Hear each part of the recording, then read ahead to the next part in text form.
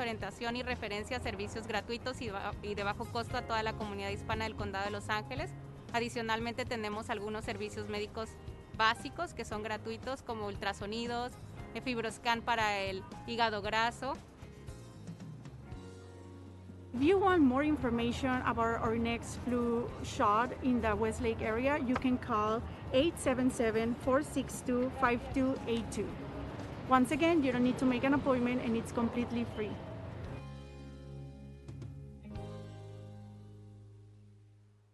Metro Los Angeles is gearing up with new light rail and subway cars. The USS Iowa will soon become a museum. And a new Lakers mural depicts bittersweet events of 2020. These stories up next on City Beat. Angelenos, be prepared for an upgrade in public transportation and style. Metro Los Angeles is hard at work to provide comfort and reliability with hundreds of new light rail and subway cars due to go into service in 2020 and 2021. Visit metro.net and stay up to date with their project tracker. A unanimous vote by the Los Angeles County Board of Supervisors backed legislation to establish the USS Iowa as the National Museum of the Surface Navy. The landmark vessel in San Pedro will be the first in the country to receive this distinction.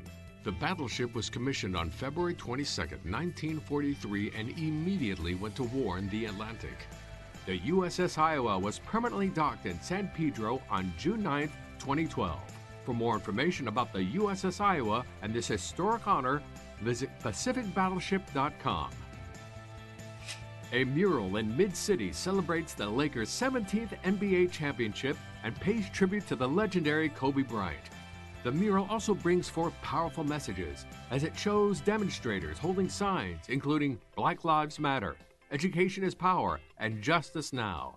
The mural is meant to reflect on the victories, heartaches, and challenges that Angelenos have seen in 2020.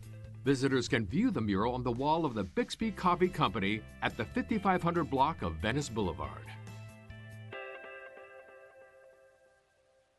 The homelessness crisis in Los Angeles is an ever-long battle, a battle that means the health and safety of our most vulnerable, our kids, our elderly, our mentally ill, and sadly, our veterans. Well, our next story is about just such a person, someone who was counted as chronically homeless, has found a new home in Council District 6's latest bridge housing shelter, Casa del Sol.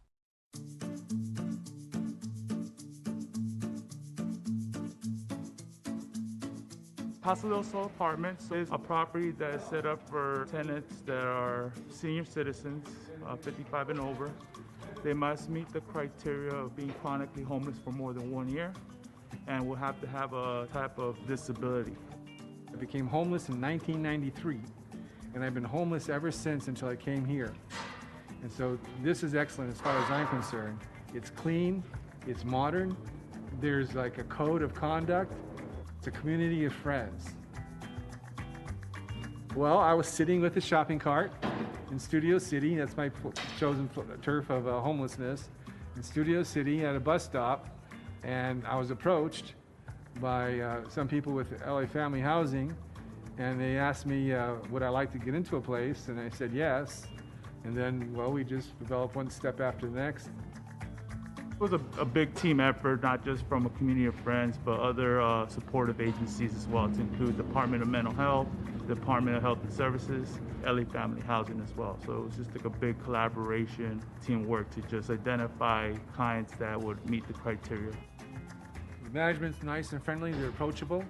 I've approached them on 2 issues. They were very receptive. And my neighbors, they're all peaceful. And my unit is brand new. And so, you know, I feel privileged. With so many people out of work and others only working part-time, the task of keeping at-risk Angelenos afloat has become a multi-organizational team effort. Recently, the Dream Team of the Los Angeles Dodgers, the Muslim Coalition for America, and the Hollywood Food Coalition partnered for Operation Masks for All, an event whose goal was to bring 100,000 high-quality reusable face masks to homeless services organizations. And it looks like they scored. Check this out.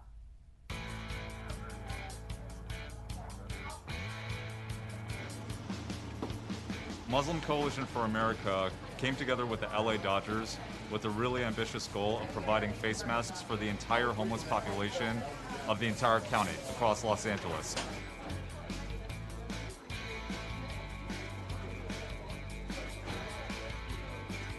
So we are in the process of preparing our nightly meal for anybody in the city in need. And what you see happening behind you is food. All the food we use is rescued food. We have no budget for food. Every ounce of food that comes in here is food that we're picking up from donors. It's good quality food, but they're not going to sell it. It's from restaurants, businesses, grocery stores, and we take it in every day and we repurpose it into a complete nutritious meal for people who don't often have access to that. A lot of people who are normally doing all right who are finding themselves in positions that they normally wouldn't. There's a lot of food insecurity that's taking place, and this is why this organization specifically is doing such a fine job, providing the basics. We're calling on everybody to just look around their community, identify people in need, and see what you can do for them. And one way you can do that is by volunteering and joining us with our COVID-19 Relief Task Force. Visit www.muslimcoalitionforamerica.org. Donate to us to keep our relief efforts like this one continuing, or please volunteer your time and join us on the ground.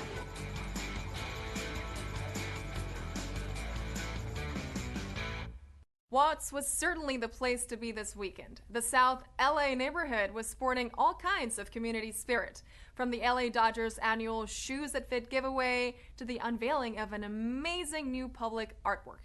Here's what happened in Watts over the weekend.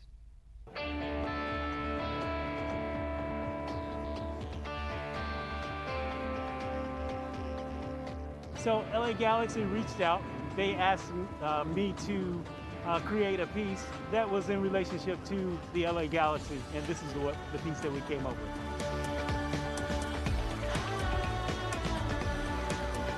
So initially I was inspired by the great work of Kobe Jones and the fact that he came out and he worked with the community during some of the meal times and feeding that was taking place with the LA Galaxy. Kobe Jones was a very important player to our team. I think he deserves this mural and much more, just because of everything that he has put a name to the Galaxy. That's a whole family thing. We have season tickets. We're LA till we die, I guess, as the song goes. It took actually a week to create this artwork, actually on the wall. It took another 2 days actually on paper or my iPad or whatever. And it's just it's phenomenal to see it come together and to see people appreciate it. The mural's about 75% done. We've got a few touch-ups, some cleanups that I want to do, and then of course we want to get Kobe Jones to come in and help sign his name there on it, so that's going to make it official.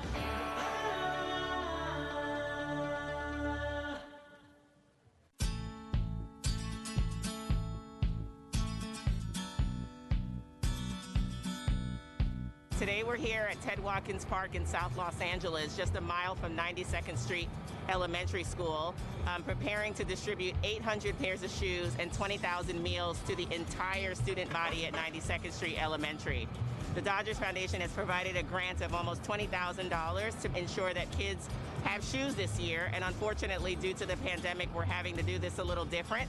So kids have been actually sized at home by their parents for their shoes that they would have received, and they're going to drive through today and collect their shoes along with food boxes that we hope will help them during this difficult time.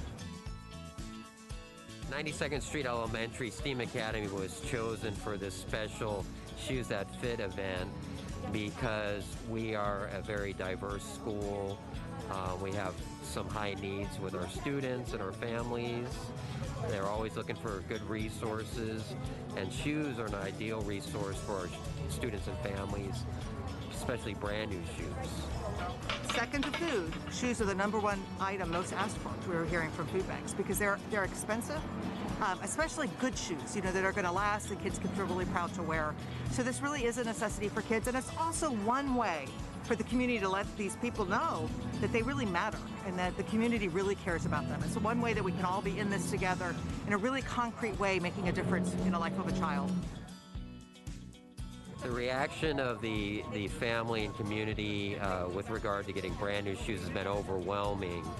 We have about 800 students currently, and I believe about 600 or so have filled out the application to get these brand new shoes today. It's awesome. It's something that it helps me out a lot because I have 4 kids and I'm not able to buy enough for all of them. So it helps me out a lot. It's very good and helpful. Some people be walking around here without shoes and be needing certain things like jobs and certain stuff like that. So we come up here and get free stuff, and it's very helpful for us, and free meals too at that. I think it's good because some kids don't really have that much shoes, and these events can really help us. For the kids that are watching out there, I just want you to know how much we believe in you. You've got a community that's behind you. You are our future. And this has been a really difficult year for all of us, and we hope that this can be one way that we can make your lives better and let you know that you really matter and you're our future. We're with you. We're behind you.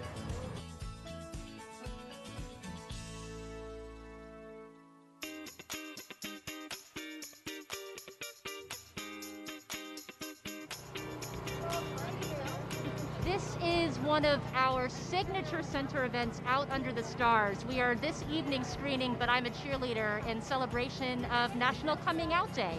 Every year, National Coming Out Day is a celebration of lesbian, gay, bisexual, transgender, queer, and questioning folks who have come out of the closet or shared with people in their community, in their lives, their sexual orientation, gender identity, and/or gender expression. We're here to see Bottom Cheerleader. It's one of my favorite movies from when I was coming out when I was 19 years old. We get an opportunity not only to view But I'm Not a Cheerleader, and we get to be with community in a socially distant, safe way. This is our first in-person event since COVID-19. Oh, it's great. We've been to a few drive-ins since COVID, and it's a really good way to do something a little bit different. For any young person, or really anybody in any life stage who's thinking about coming out or simply questioning their identity, being able to connect with other folks who are knowledgeable, I think can be really powerful, just to know that you're not alone, that there are people out there who love and care about you. I would add that you are coming into an extraordinary, resilient community. One thing personally I've always taken a considerable amount of comfort in is the fact that I am a part of a legacy and a history of individuals who have come out and really blazed a trail that allows me to live that much easier. So I think you are not alone, and you are amongst those who have done everything within their power to make sure that you can be a safe human being in this world. We know that in the process of coming out, there's a lot of different reactions you may get, and that many of us have to come out of the closet multiple times throughout our life. For example, if we're talking about youth who are in foster care, they might come out every time they get a new social worker. So National Coming Out Day is really just a celebration of folks' ability to be visible and to be appreciated for who they are. We certainly do encourage everyone to support the center directly, to please visit us online at lalgbtcenter.org to get connected directly to services and programs. If you are thinking about coming out, have recently come out, or would like to speak with individuals who can walk you through that process, please do check us out online. Enjoy scenes from the vault courtesy of Center Theater Group. Make an appointment to view fine art. Or join the LA Public Library for some virtual financial planning. All this up next on Virtual Things to Do. With guidelines for indoor entertainment being better defined, art galleries are starting to reopen. One such gallery is Regen Projects in Hollywood.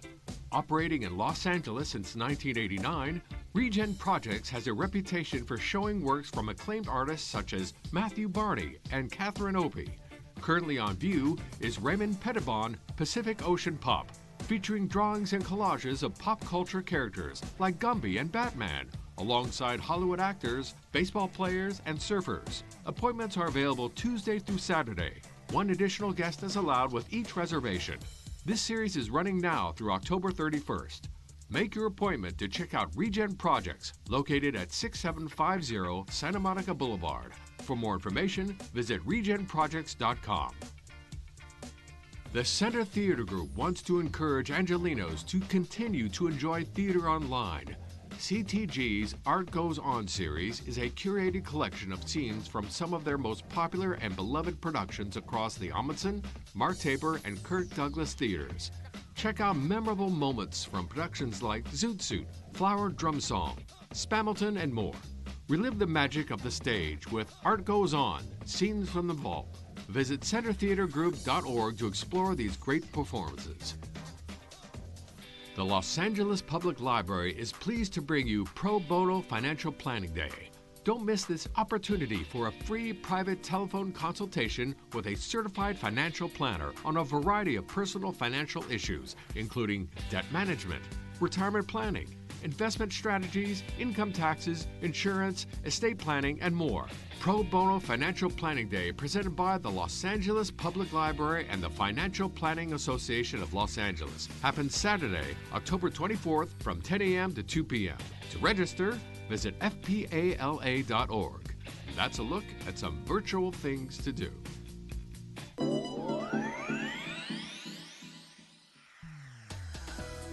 That's it for this edition. I'm Natalia Bilbao. From all of us here at LA This Week, thank you so much for joining us. A reminder that you can catch us online at lacityview.org. We're also on Facebook, Twitter, and YouTube. See you next time for more LA This Week.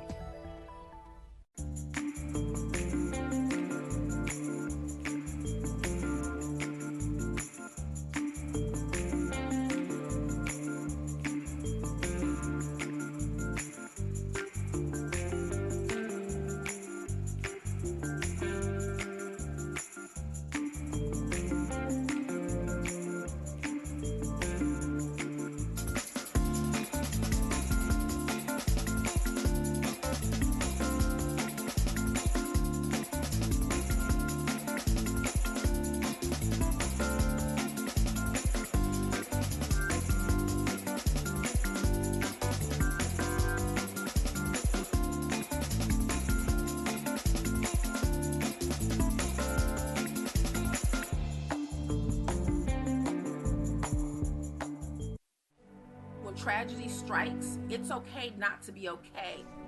I know this is tough, but we'll get through it. We've still got more to come if we're not careful. Los Angeles, city of the angels. We're all in for LA. That's the only way we're gonna beat this thing. Thank you, Los Angeles. We love you.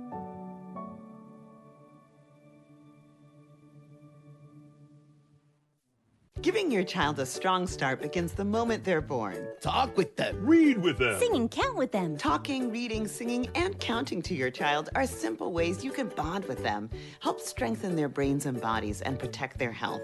Your voice, your hugs, your love build resilience and protect against the harmful effects of stress. So as California's Surgeon General, this is my prescription. Talk, read, sing. Go to first5california.com. The two things I love the most, my family and my city, are right here in LA. This is a city of shared convictions, a belief in a country where we all belong. I am so proud of this city and its people.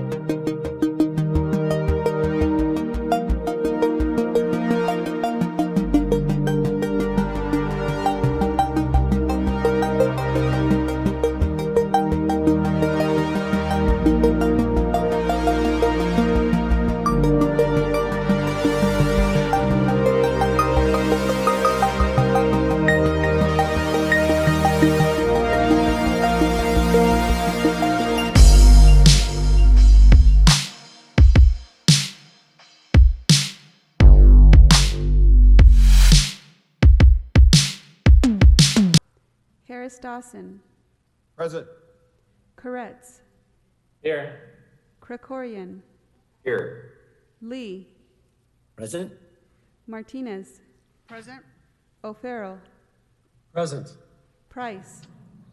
Here. Rodriguez. Here. Rue. Present. Wesson.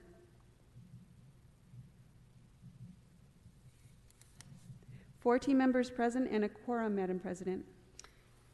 First order of business. Approval of the minutes of October 14th, 2020. Mr. O'Farrell moves and Mr. Bonin seconds. Next. Commendatory resolutions for approval. Mr.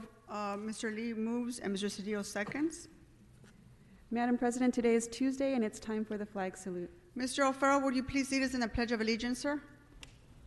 It would be my great honor.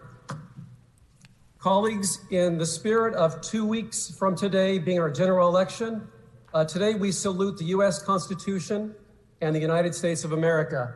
Please place your hand over your heart and begin. I pledge allegiance to the flag of the United States of America and to the republic for which it stands, one nation, under God, indivisible, with liberty and justice for all.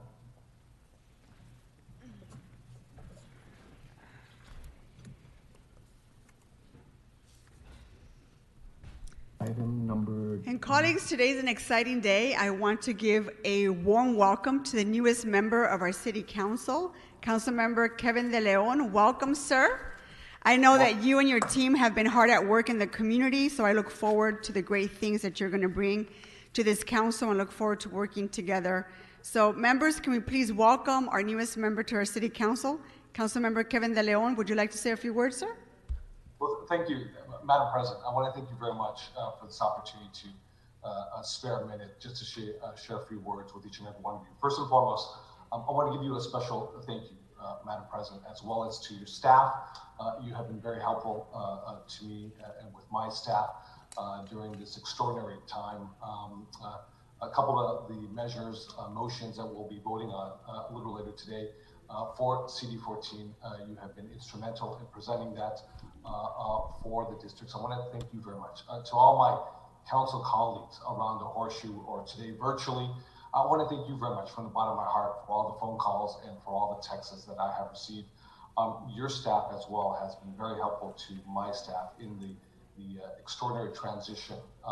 2 months prior, legally, when I would normally assume the position of being the council member for CD14. As we all know, this is the most incredible challenge of our lifetimes with regards to the coronavirus, the deep-rooted systematic inequities that many Angelenos face every single day, the homelessness crisis. We have a confluence of crises that are really hitting all of our districts in so many different ways. So I'm just honored to have an opportunity to be here, to be a voice for CD14. I'm looking forward to really engaging with my colleagues and learning and listening and leading on the issues that are so important to all of us collectively. And it's an honor. Again, thank you, Madam President, for this opportunity. And also to all the staffs in City Hall, thank you very much for your warm welcome and helping us out so very much. I'm going to really lean on you, Madam President, as well as my colleagues from the Valley, from the West Side to the South Side, East Side, down to Pedro,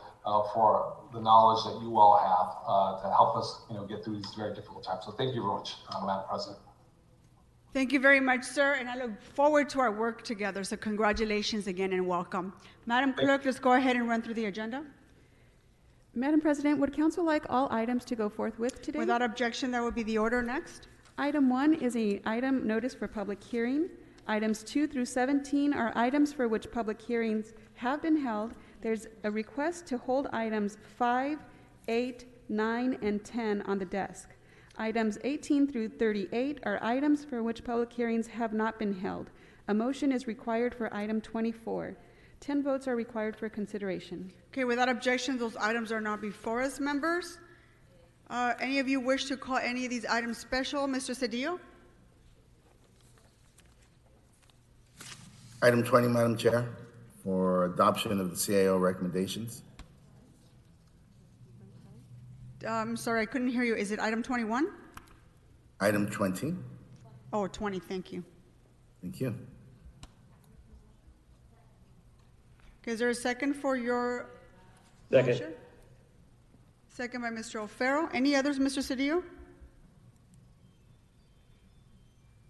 That's it for now, Madam President. Thank you very much. Thank you. Mr. Bonin? Thank you, Madam President, and welcome to Councilmember De Leon. I'd like to call items 7 and 8 special for comments. And that 7 would and be 8? all I'll call special. 7 and 8 from Mr. Bonin. Yep. Thank you. Thank you. Mr. O'Farrell? Thank you, Madam President. Items 11, 14, 15, and 16 for comments. Okay, items 11, 14, 15, and 16 for comments by Mr. O'Farrell. Any others? Any other items, members? Okay, seeing none, Madam Clerk, what items can we vote on? Madam President, I think we have to call item number 24. I'm sorry for a small motion to accept recommendation B. Okay. You need a second, sir? I'll second that, Buscaino. Mr. Buscaino seconds that. Any others, Mr. Lee? No, ma'am. Members, any other items? Okay, Madam Clerk, what items are available to vote before we take public comment? We can now vote on items 2 through 4, 6, 12, 13, and 17. Okay, go ahead and call the roll on those items. Blumenfield. Blumenfield, aye. Bonin. Bonin, aye. Buscaino. Aye. Cedillo. Cedillo, aye. De Leon. Aye. Harris Dawson. Yes. Koretz. Aye. Krikorian. Aye. Lee. Aye. Martinez. Aye. O'Farrell. Aye. Price. Aye. Rodriguez. Aye. Rue. Yes. Wesson.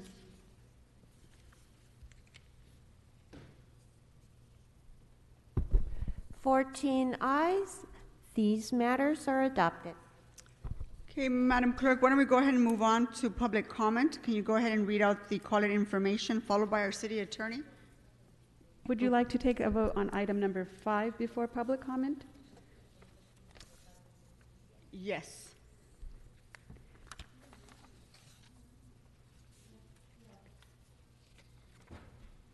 Go ahead, Madam Clerk, please call the roll. Blumenfield. Blumenfield, aye. Bonin. Bonin, aye. Buscaino. Aye. Cedillo. Cedillo, aye. De Leon. Aye. Harris Dawson. Yes. Koretz. Aye. Krikorian. Aye. Lee. Aye. Martinez. Aye. O'Farrell. Aye. Price. Aye. Rodriguez. Aye. Rue. No. Wesson.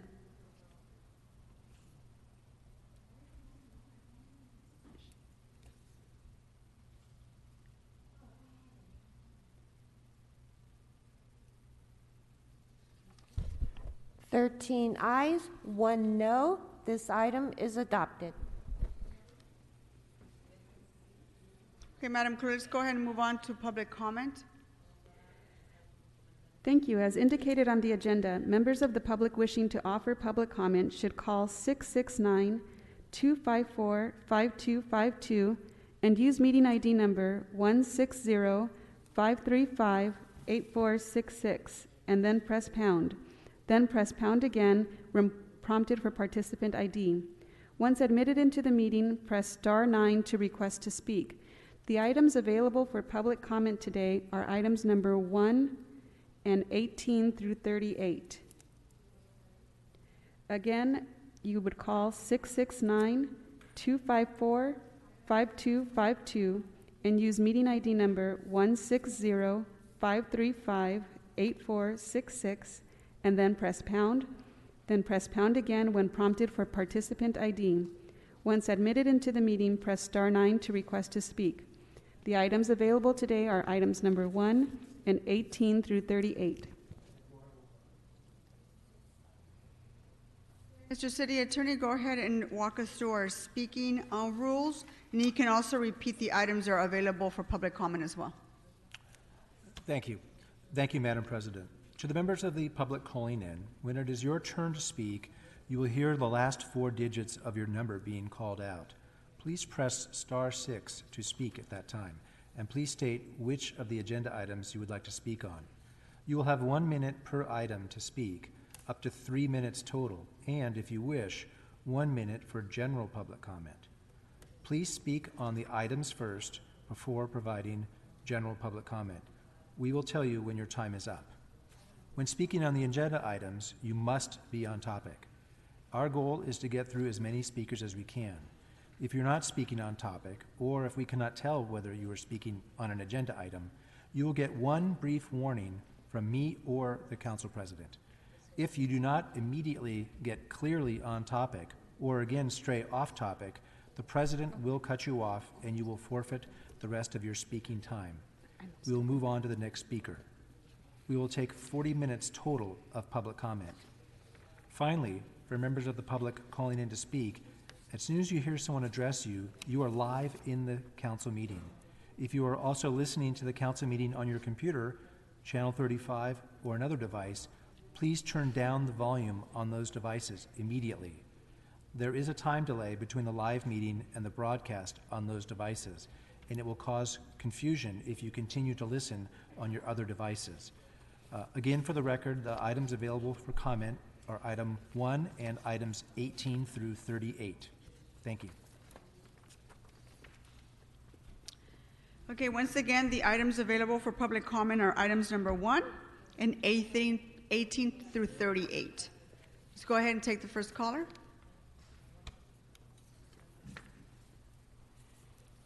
Caller with the phone number ending in 6963, please press star 6. Please state your name and the item you'd like to speak on. Tyler Lindbergh, general public comment. You have 1 minute, go ahead.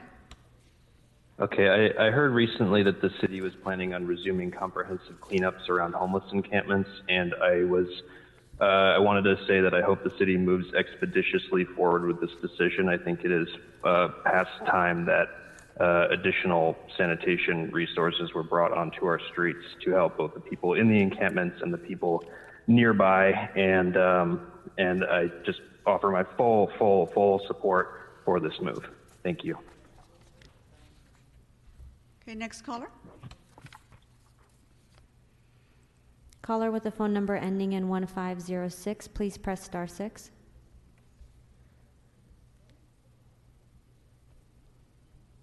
Please state your name and the item you'd like to speak on. My name is Diana Coronado, and I want to speak under public comment on item number 7. I'm here on behalf of the Building Industry Association, a nonprofit organization focused on building housing for all. Okay, hold on for just a second. You want to speak on item 7 and general public comment? I noticed that the announcer mentioned that item number 7 was not available for comment, but I was hoping to speak under public comment. Right, so you can go ahead and take 1 minute for general public comment. Go ahead. Thank you, Chair. Again, I'm Diana with the Building Industry Association of Los Angeles Ventura. We are deeply committed to increasing housing supply for all income levels. For that reason, we want to address some concerns on the limited liability corporations motion. This item is written in a way that makes it unclear whether or not the LLC disclosure of beneficial ownership purchasing for residential real estate is specific to home purchases or only does it include land? On land purchases, plenty of small builders use the LLC for entity for legal protection, so any liability remains with the LLC. This may disincentivize investment to develop projects and provide housing for all income levels. This is just a note of concern, and we will follow up with a formal letter. Thank you for listening to my comments. Bye. Thank you. Next caller.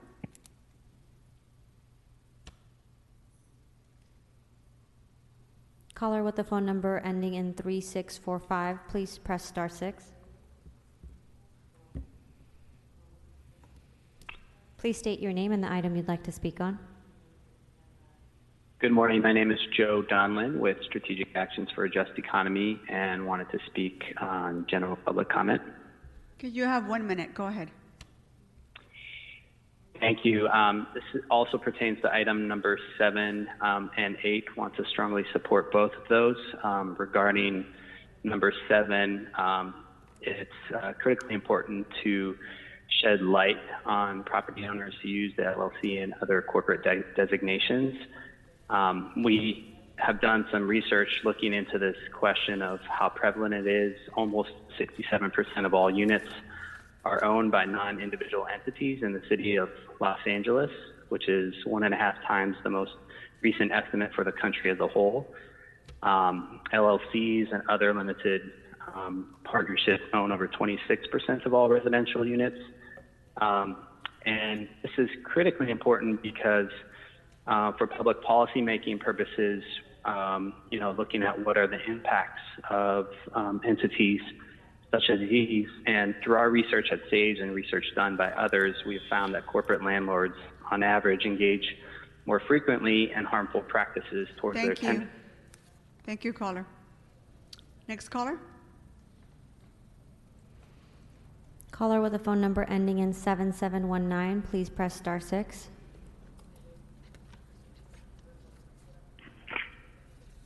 Hi, it's Eric Previn from Studio City. I'd like to speak on all the available items and a general public comment. Okay, you have 3 minutes for all items and 1 minute for general public comment. Go ahead, Mr. Previn. Okay, first of all, welcome to the new city attorney and happy birthday to Hilda Solis. Item 20 is, when I scanned it carefully, it's a story that includes the Independent Living Center of California et al. Lawsuit. It came up because the word plaintiff appeared in these incredibly myriad instructions.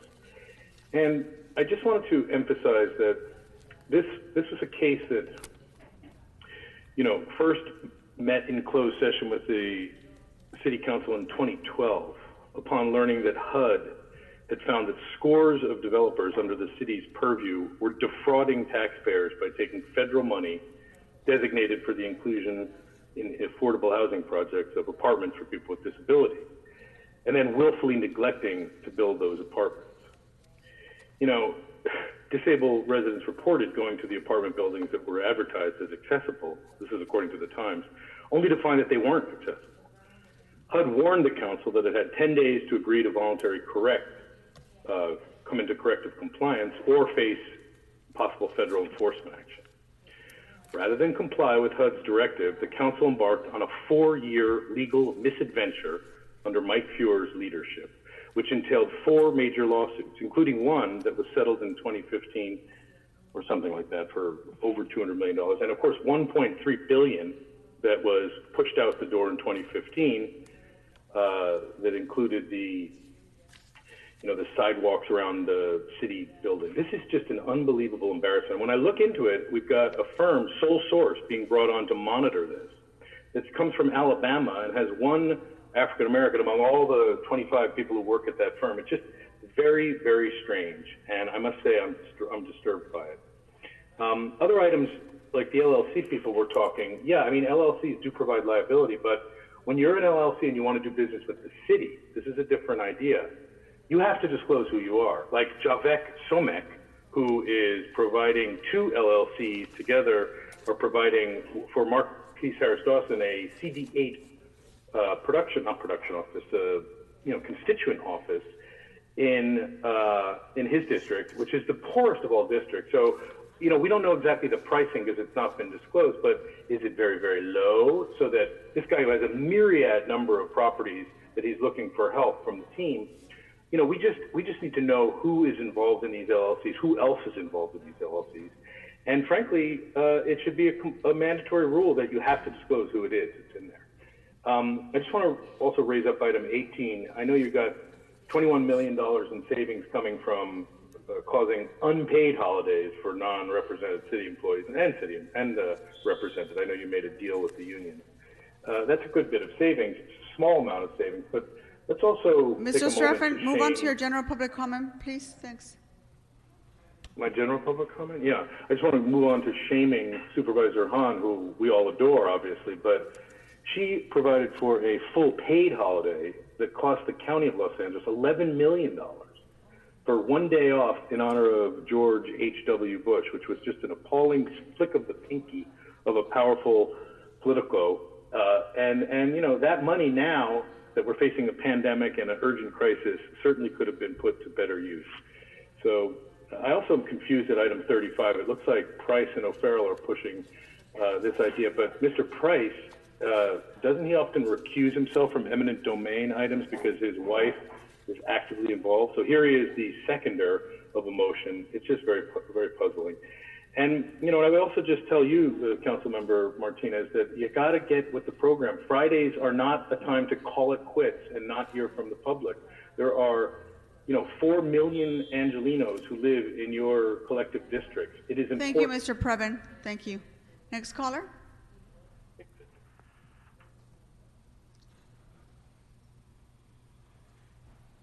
Caller with the phone number ending in 0899, please press *6.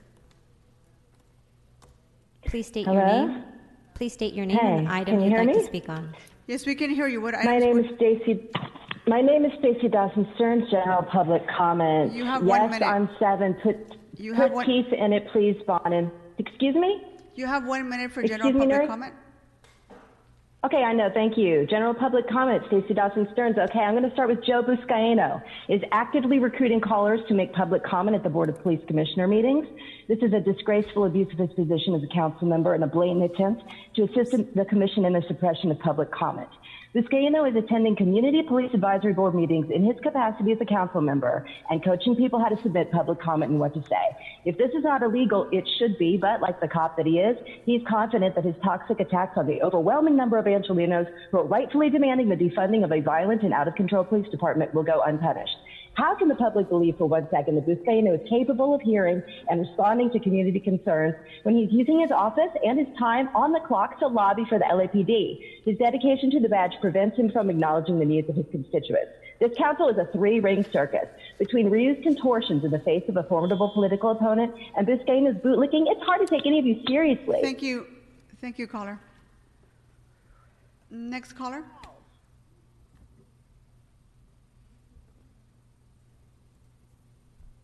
Caller with the phone number ending in 6068, please press *6. Caller with the phone number ending in 6068, please press *6.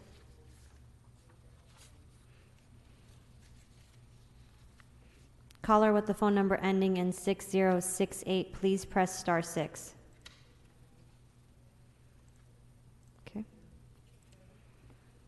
Caller with the phone number ending in 1148, please press *6. Please state your name and the item you'd like to speak on. I would like to speak on all available items and general public comment, please. You have 3 minutes for your items and 1 minute for general public comment. Go ahead. Okay, thank you. Ms. Martinez, apologize to Ms. Autry. The previous caller is right. This council is a 3-ring circus. All items will be voted on 100% yes votes today. Leaves 1 no vote was an aberration. My gosh. This council vote trade. Items number 27 through 31, more corruption of the LA Sleazy Council. These are all items of Quasar, which should be all put on hold and investigated. The average HHH funds, I believe these are HHH funds, $1.2 billion this sleazy council wasted with supporting developers who in turn support your campaigns, which guarantees your reelection at the expense of the city. The average is $411,000 per unit. Items 27 through 31. It's a total disgrace. This is under Herb Wesson, king of homelessness, corrupt, dog-faced Herb Wesson system of vote trading. This is why Huizar is able to get away with what he does. Now De Leon, let's see if he does anything besides vote trade. These items should all be put on hold. Item 27 is Wesson's, another big apartment complex, $407,000 a unit. My gosh, how are we going to get out of the homeless crisis? We're not.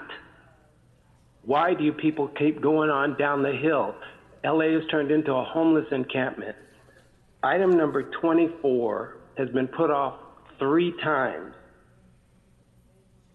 Marquise Dawson, another field office. In the last 18 months, this sleazy council has given this guy $1.3 million for his luxury offices.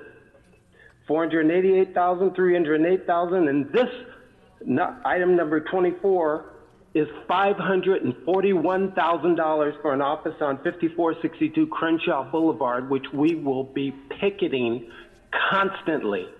5462 will become recall headquarters for you, Dawson. We are waiting. Just on September 23rd, this PEI investment was created. Sleazy. Well, those letters are already going to the FBI. This guy is throwing out 1,000 people 3 blocks down the way at Dorset Village to raise up a luxury unit. More homeless people. They're throwing out. Sir, you want to move on to general public comment, please? Evicting the Afiba Center, the Black Cultural Center. This sleazy guy tried to take over the EDD, the unemployment office, in the highest area of unemployment, right across the street from where he's putting up this $541,000 luxury building. People of the city of Los Angeles, do you understand? These people vote trade. All these other sleazy council members will all vote yes on all these items, like they do on 99.9% of all items, including this one. It doesn't matter how debilitating and destructive it is, they will vote yes because that's what they do. Farrell and the rest of these clowns call items special. It's a zoo. Why? To discuss what? They're all going to vote yes. It's all to Thank get you, on. sir. Thank you. Next caller.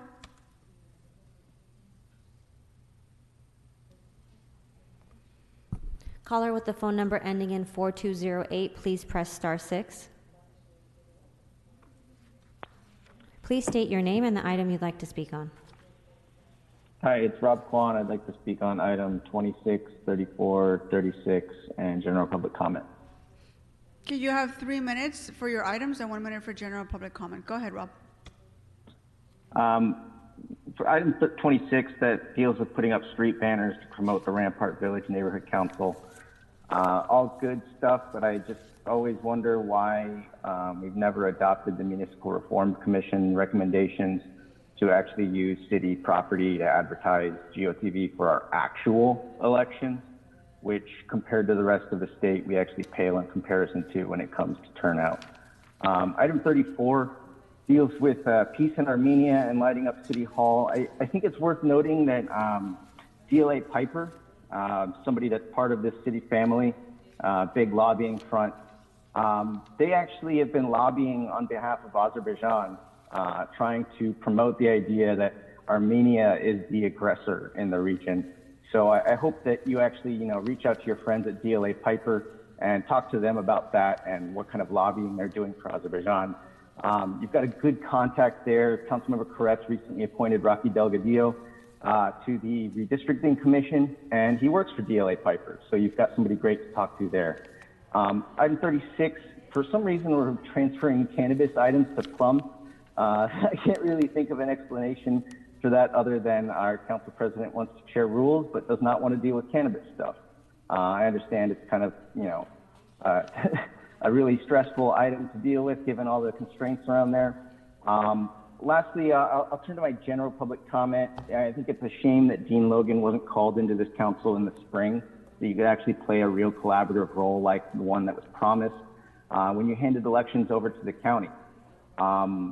Actually being able to talk in the aftermath of the electoral shit show of the March primary and figure out how you could really step up would have been helpful, and instead we're just going to get an update here. I hope you realize with Councilmember Rue how he talks about you when you're not around. He was the other day saying how he pushed through LA's Green New Deal and he introduced the vacancy tax and said, quote, "I have to drag my members kicking and screaming to get these things done." Kicking and screaming. It's also worth noting that he's really gotten hyperbolic, claiming that his opponent's campaign is, quote, "fueled by extremist groups who promote hate and violence." This is really beneath you, dude. I know your polling's not looking too good. I know it's really not, but this is really beneath you. That's about all I've got for you today. So have a good one. Rob, you want to take your 1 minute of general public comment? Oh, if I still got time, sure. Yeah, you have a minute left.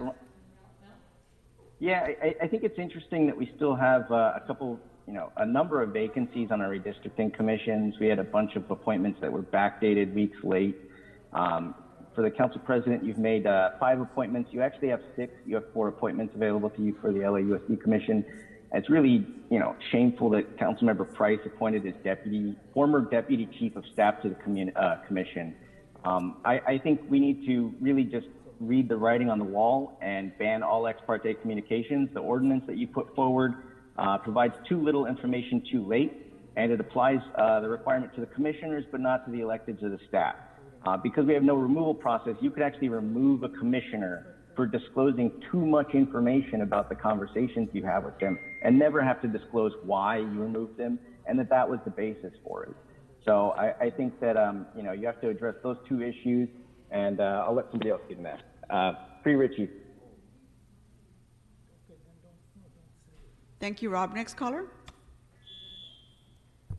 Caller with the phone number ending in 5245, please press star 6.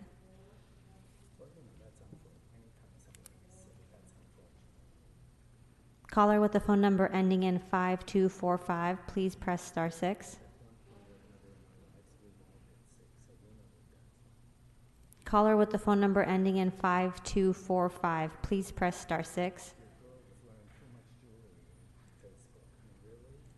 Caller with the phone number ending in 1669, please press star 6. Caller with the phone number ending in 1669, please press star 6. Please state your name and the item you'd like to speak on.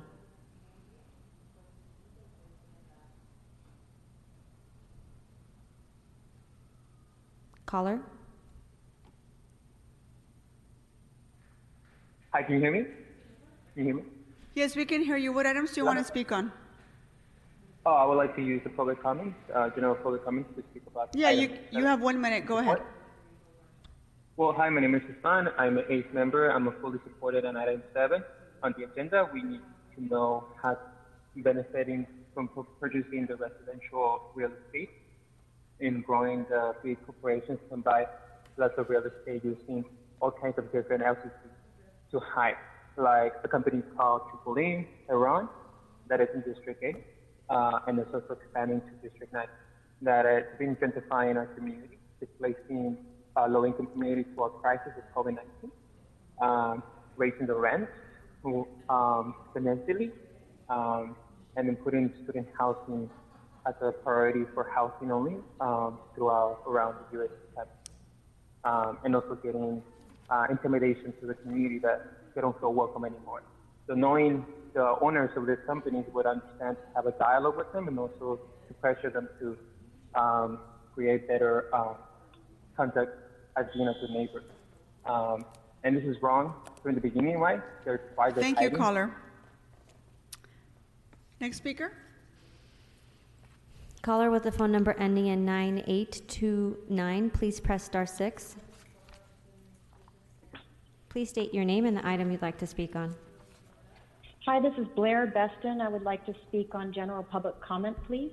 You have 1 minute. Go ahead. Thank you. I hope the council will do what's essential for public health by supporting Councilmember Buscaino in resuming the Care Plus cleanup citywide.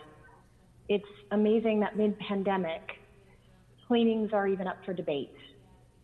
Encampments don't provide consistent sanitation services or bathrooms for thousands living on the street. And the least that can be done is this program, which also provides testing, showers, trash hauling, disinfecting. The entire city and its residents are now witnessing conditions degrading in horrific ways. Please do what's right. Thank you.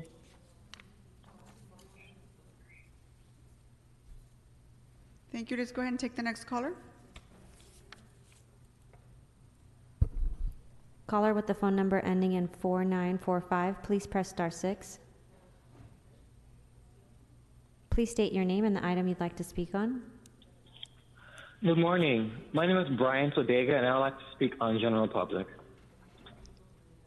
Yes, you have 1 minute. Go ahead. All right, thank you. Again, my name is Bryant, and I'm calling to urge the council president to put Councilmember Bonin and Lee's motions on the agenda, calling for the closure of gas storage facilities in LA. We know that combating climate crisis requires us to move our energy system to 100% clean renewable energy as fast as possible. The longer we wait to commit to transitioning, the less time we have to ensure that transition takes into account the needs of workers and the community. Thank you for your time.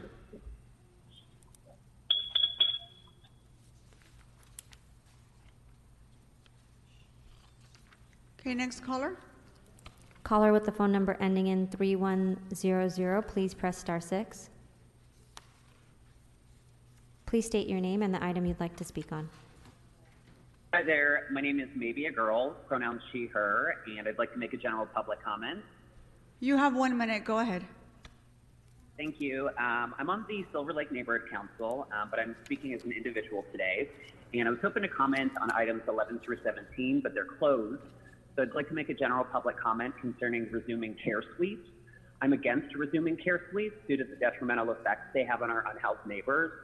The sweeps are traumatic and cruel and often leave our unhoused neighbors in a worse situation with no shelter available.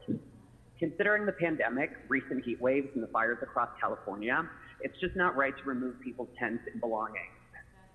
There are certain elements that I agree with, such as LSAM's Livability Services Division, which provides mobile showers, hand washing stations, portable toilets, and trash receptacles. Please focus more attention and funding on these services and not the sweeps. Thank you.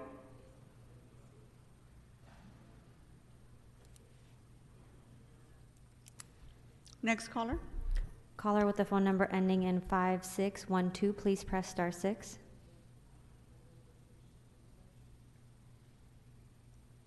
Please state your name and the item you'd like to speak on. Hi, my name is Jose, and I'm a AC supporter, professional artist, teacher, and native of Los Angeles. I fully support item 7 on the agenda. We need to know who's benefiting from purchasing residential retail estates. It is a wrong, minimum, questionable practice that big corporations could buy acres of real estate using different LLCs, sheltering them from critique. We want transparency in our community so we can preserve what little we have in District 8. If all is done in according to the law, then transparency should not be a problem. Thank you for your time and considering our community and the voices in them. Next caller. Caller with the phone number ending in 0013, please press *6.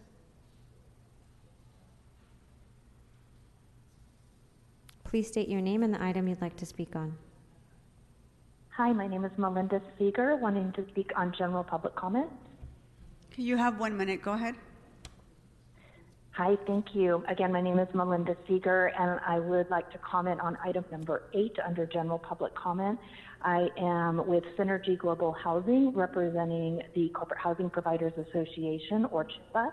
We are an industry that has been around for well over 50 years and providing a very valuable asset to companies and individuals relocating to the city, folks that need specific information, or excuse me, specific needs of secured parking, washers and dryers, things like that for their relocations and temporary needs. We've worked with emergency housing for folks during the pandemic, and also work with hotels when needed and partner with them so we can make sure that people have a place to stay. Wanted to make sure that we are part of the conversation and look forward to assisting with Councilman Bonin and Corette in moving forward with those, and look forward to further contact and participation. Thank you. Next caller. Caller with the phone number ending in 7842, please press *6.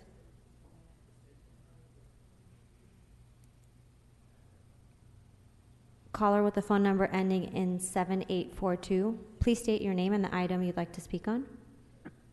Good morning, Stephen Jameson, Sullivan, Saltzman and Jameson. I'm simply letting you know that we are here. I represent the applicant in case there's any need for us to be here. And we obviously support the recommendation. Madam President, it's not clear to me what item the speaker is referring to. Sir, what item Item are you, one. What item are you referring to? Item 1. All right, thank you. Thank you very much for your time. Thank you. Next speaker.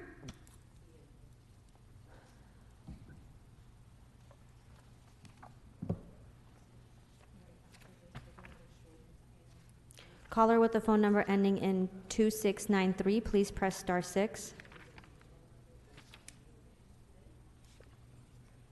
Please state your name and the item you'd like to speak on.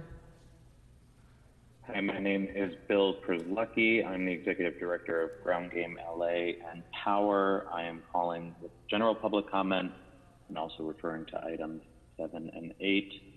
We're calling in support of items 7 and 8.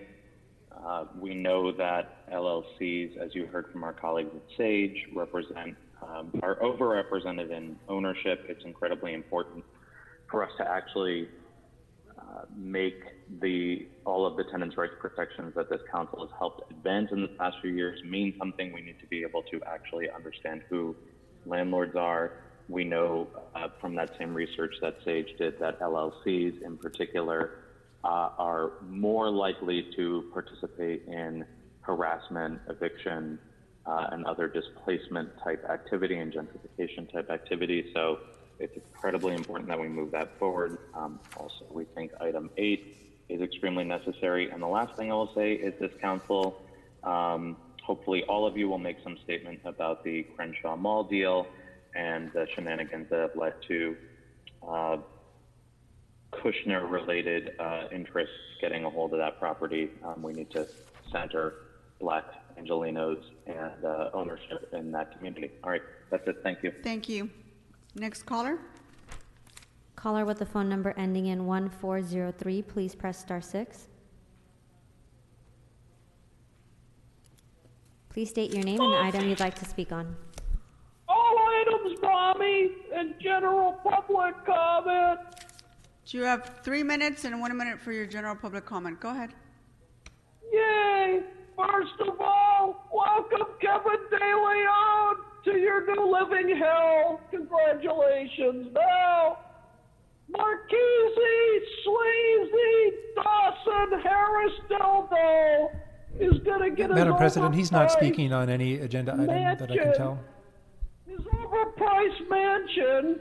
Did I hear his bald head? No, you didn't. Okay, so now you're going to get your multi-million-dollar Crenshaw office. Let's get the head, everybody. No? Okay. Well, it's going to become a picket center, and it's going to be right down the street from the Jew-owned Crenshaw Mall. Marchese Harris Dawson is on the list. He may be the Antichrist. Check for the mark of the beast on his bald Mr. head. Spindler, He's if you could sold keep out your the comments to the agenda items, I think we would all appreciate it. Shame on you, evil man. Now, we get the number one, the drug addict, alcoholic, Mike Bonham. Mr. Spindler, this is your last warning. Keep to the agenda items, please. Oh, I'm on item 1, sir. Is that a liquor license? Yes. Okay. So, we have a drug addict, alcoholic, pushing alcohol in the CD11. And the lawyer's on the phone. What does he want? More DUIs and dead children on the streets. When does he want it? Now. And he bought the councilman to get it. Now, a rare shout out on the REAP program. Councilman Price, doing a good job. 3 properties being emancipated off of that horrendous list. Now see, when you do a good job, the critics are here to tell you, I want to see more of that. So good job there. Now we'll get to my general public comment. Do I get my minute? Yes, Mr. Spindler, you get 1 minute for general public comment. Oh, that's good. Now we want to know 257 South Spring Street. What was the suite number of that meeting? City Watch Los Angeles. Oh, Debbie Kim, what you've done to my hero, Gil Cedillo. No. Deleting information like that. You know who's looking at us? FBI! I know. Don't yell at me, sir. I'm on the phone here with the city. All right. Okay. Got my daddy there. Now, Herb Wesson. Holly Mitchell must be elected to the Board of Supervisors. No on the dog-faced Herb Wesson, the king of homelessness. Yes on David Rue. He's running against Roman Nithia. Roman Nithia is a fucking cunt! Thank you. Let's move on to the next caller.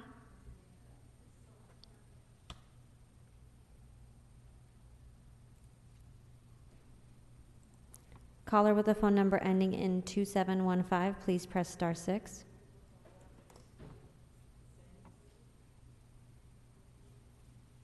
Please state your name and the item you'd like to speak on. Yes, my name is Elliot Jolson with Bedford Corporate Housing. I'd like to speak on number 8 and general public comment. Okay, you have 1 minute. Go ahead. Thank you.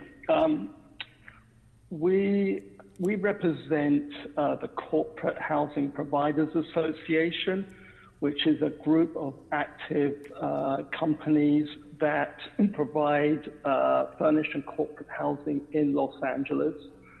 The majority of our members do not operate in rent control or RSO properties.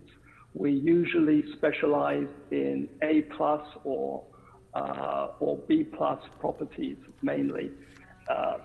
We actively house a lot of medical stays, people coming to UCLA, Cedars-Sinai that need treatment, and they don't know how long the treatment will be. But our average stay is approximately 77 nights. And we provide housing for different areas, such as an insurance claim. Thank you.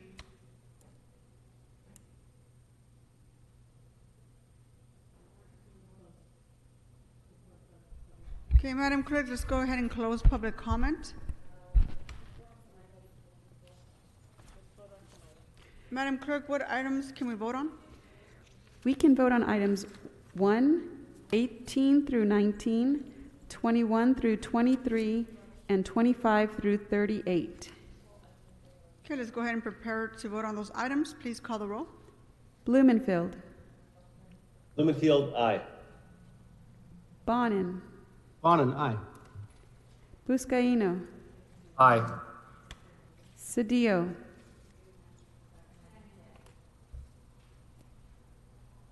Aye. Cedillo, aye. De Leon. Aye. Harris Dawson.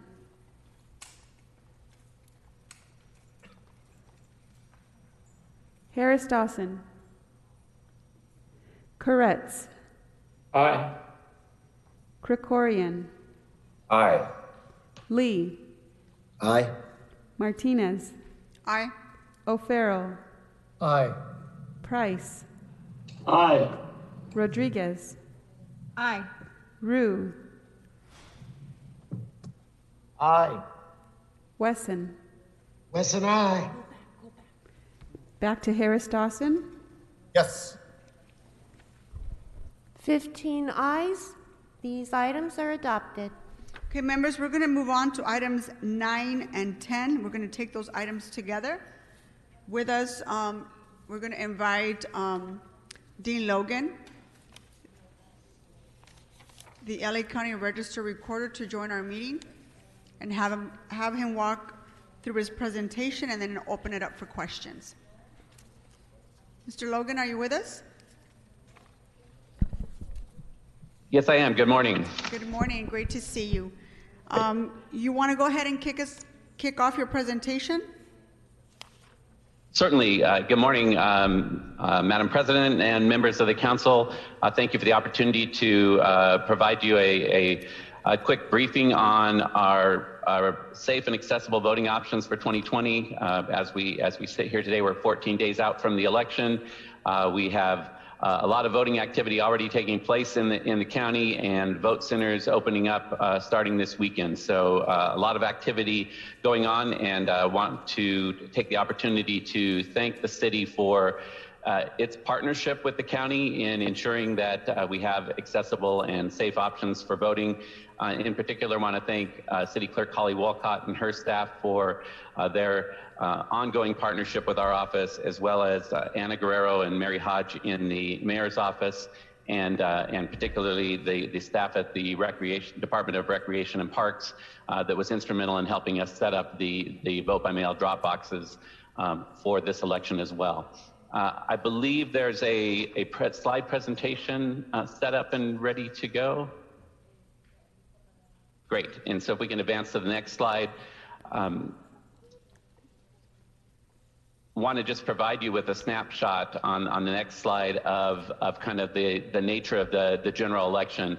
Obviously, we all know that we rolled out a new voting model in the primary election, and there were certainly issues with that, but there were also high points with that. And then shortly after that, we were in the COVID-19 situation, and the county and the state acted very quickly to be proactive in preparing for the recognition that the general election was going to look different based on those conditions. So I wanted to start by just giving you a snapshot of kind of what are the components of the election for November. First and foremost, we increased the vote by mail activities to where every registered voter in Los Angeles County, and in fact in California, have been issued a vote by mail ballot. That is the method of voting that we are encouraging voters based on the pandemic, if they can, to vote early and safely from home. That was the equivalent of adding 2.5 million more voters to our vote by mail file in LA County.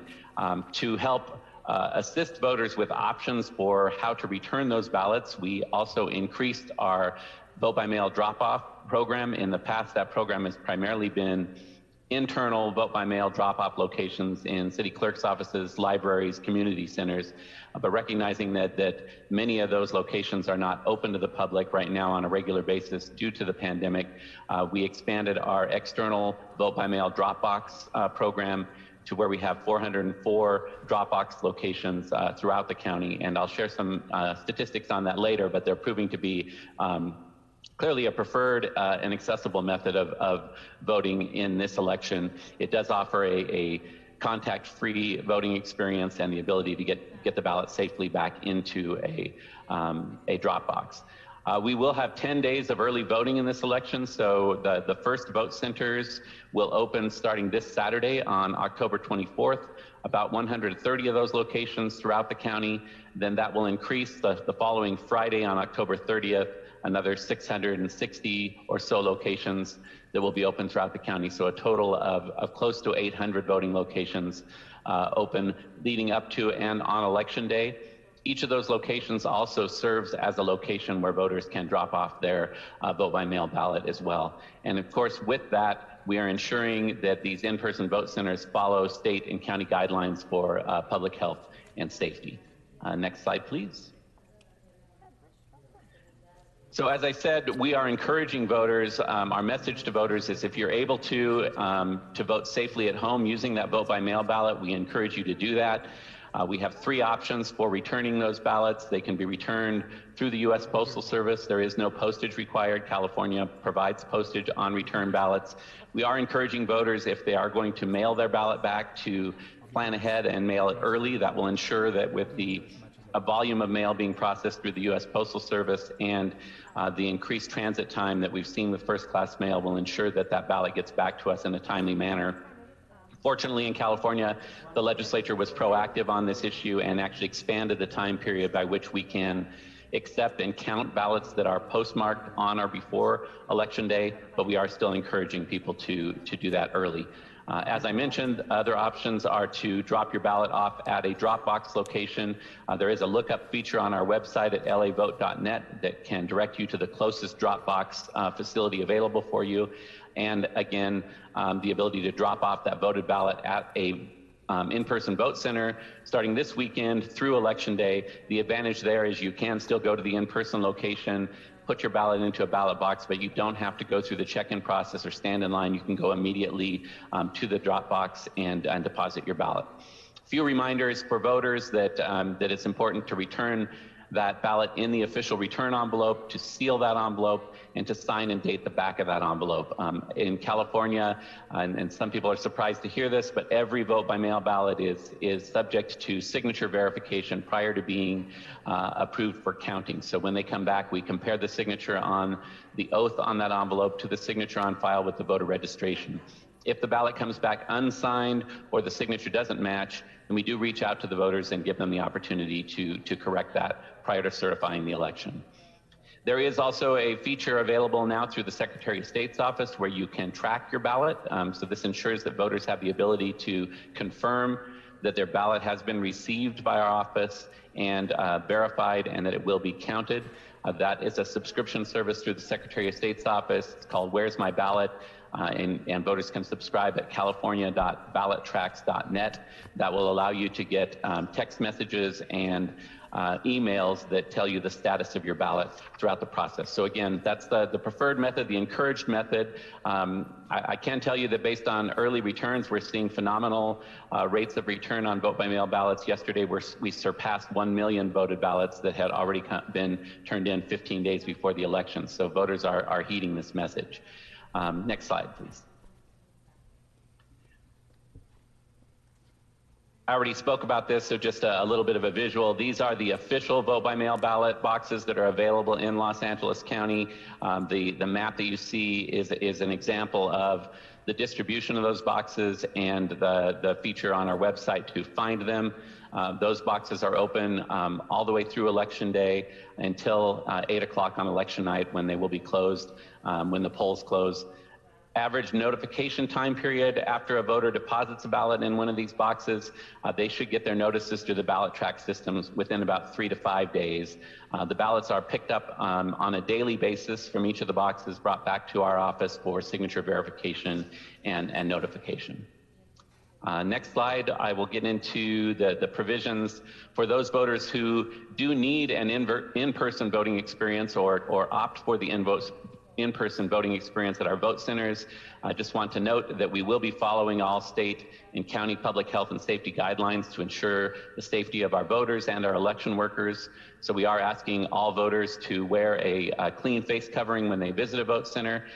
If they don't have that, we will provide face coverings. We'll have other personal protective equipment on site, gloves if requested by voters, hand sanitizer at the entry and exit and at all key stations within the vote center. Our election workers will be wearing protective gloves and masks. We will be enforcing social distancing, so the queuing process will allow for that 6-foot distance between voters. and all of our equipment that is used on site at the vote centers will be disinfected after each use, after each voter has used the device. And finally, if a voter is unable or unwilling to wear a face covering, we of course cannot and will not deny anyone their opportunity to vote in the election, but we will ask that they conduct their voting through our curbside voting options so that we protect the health and safety of the other voters and the election workers in that vote center. Next slide. This is a summary of the vote centers and when they're open. So again, we start opening the first vote centers this weekend, Saturday, October 24th. We'll expand to the rest of them on Friday, October 30th. They'll be open daily from 10 a.m. to 7 p.m. This is an adjustment of the hours since the primary, recognizing that the later hours in the day tend to be where we see more voters show up. And then on election day, the standard traditional polling hours of 7 a.m. to 8 p.m. We have published the locations online at lavote.net. There again is a lookup feature that will tell you where the closest vote center is. Once the vote centers are open, that will also provide a wait time monitoring, kind of a red light, green light, yellow light system, so that if you're heading out to vote and you're going to go to a particular vote center, if that particular vote center has a large number of people in line, it'll alert you to that and give you the option to go to choose a different vote center. We did mail a vote center book that listed all of the locations to all postal patrons in the county. The advantage of that is in California, while the voter registration deadline was yesterday for this election, California does still allow for conditional same-day voter registration. So any voter who did not get registered prior to yesterday's deadline still has the ability to go into any of these vote centers, fill out a registration form, and vote during the early voting period or on election day. And this week, voters throughout the county will be receiving a vote center postcard that lists the vote centers that are closest to their residence. Of course, any voter can go to any location throughout the voting period, but in order to spread the load and ensure that people have a positive and accessible voting experience, we have pointed out where those vote centers are closest to the residents. The next slide is probably difficult to look at in detail here, but this simply just shows the distribution of the vote centers by city council district. So if we can go to that slide, we can provide that to each of your offices as desired. And then go ahead and move to the next slide, please. For voters to assist them in speeding up the process at the vote centers, we have on the postcard that people are receiving, or voters are receiving this week, it will also include this quick check-in code. This is not a required feature at all, but it is a feature that assists voters. If you bring that card with you to the vote center, they can scan that in the check-in. It'll automatically bring up the voter's information, and it'll speed up that check-in process and allow them to move through the process more quickly. The next slide describes the voting experience at the vote centers. Voters who vote in person will be using our ballot marking devices. These are secure and accessible devices that produce a paper ballot.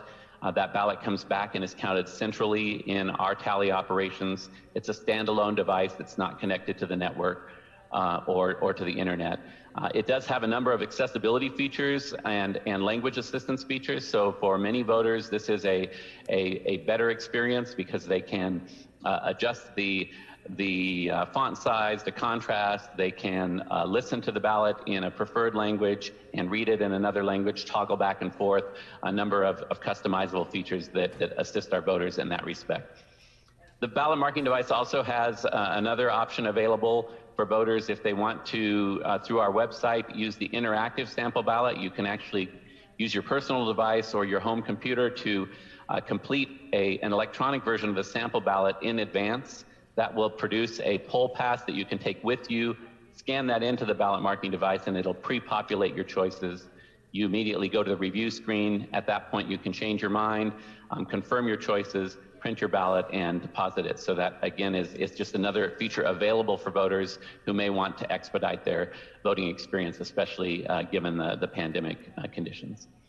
Next slide is simply a timeline. As I indicated at the beginning, we're well into the voting period in this election. October 5th is when the ballots went out in the mail to every registered voter. Yesterday was the official registration deadline, and then voting in person will begin this Saturday, concluding, of course, on Election Day at 8 p.m. The next slide just gives you a snapshot of the activity that's already occurring. This is already outdated. This was yesterday, but since then, we have processed more ballots. So as of last night, we had 1,014,328 ballots that had already been returned in LA County. That represents already 14 days before the election, an 18% voter turnout. And within Los Angeles City, yesterday, that was over 377,000 ballots that had already been returned. Next slide just gives you a breakdown of the ballots that were returned. These are statistics from yesterday in each of your council districts, and shows you the distribution of how those ballots are returned, either through the mail or through a drop box. It may be of interest to you that countywide, it's about an even split, although yesterday the number of ballots cumulatively that have been received through ballot drop boxes actually trended slightly ahead of the number of ballots that had been returned through U.S. Postal Service. So a lot of activity going on around there. And the final slide is just to share our social media, website, and email information for voters who may need additional information. So that is a quick snapshot of the voter experience for this general election. Clearly a challenging environment, but also an encouraging one where we're seeing a great deal of interest in voter participation and voter registration. So with that, I'd be happy to respond to questions, and again, really appreciate the support of the city. One last thing I'll mention is that an element of that support is that the city has recruited 300 city employees who will serve as election workers at our vote centers in the role of disaster service workers. So a huge benefit and a huge element of the partnership between the city and the county in this respect. Thank you, Mr. Logan. Mr. Correz, do you have any questions? Yes, I have a few. One has presented itself recently as there are places where there are unofficial drop boxes controlled by a political party, which would allow them to select which ballots to forward and which to discard. Is there a reason why the Secretary of State or why at the county level those boxes aren't being seized and the ballots forwarded to the appropriate places?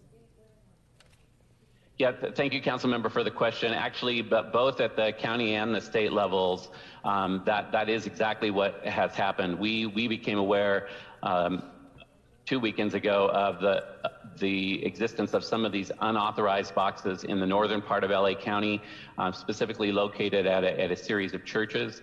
The county did issue a cease and desist order and followed up on those. We have confirmed that, at least in some cases, the churches voluntarily removed the boxes.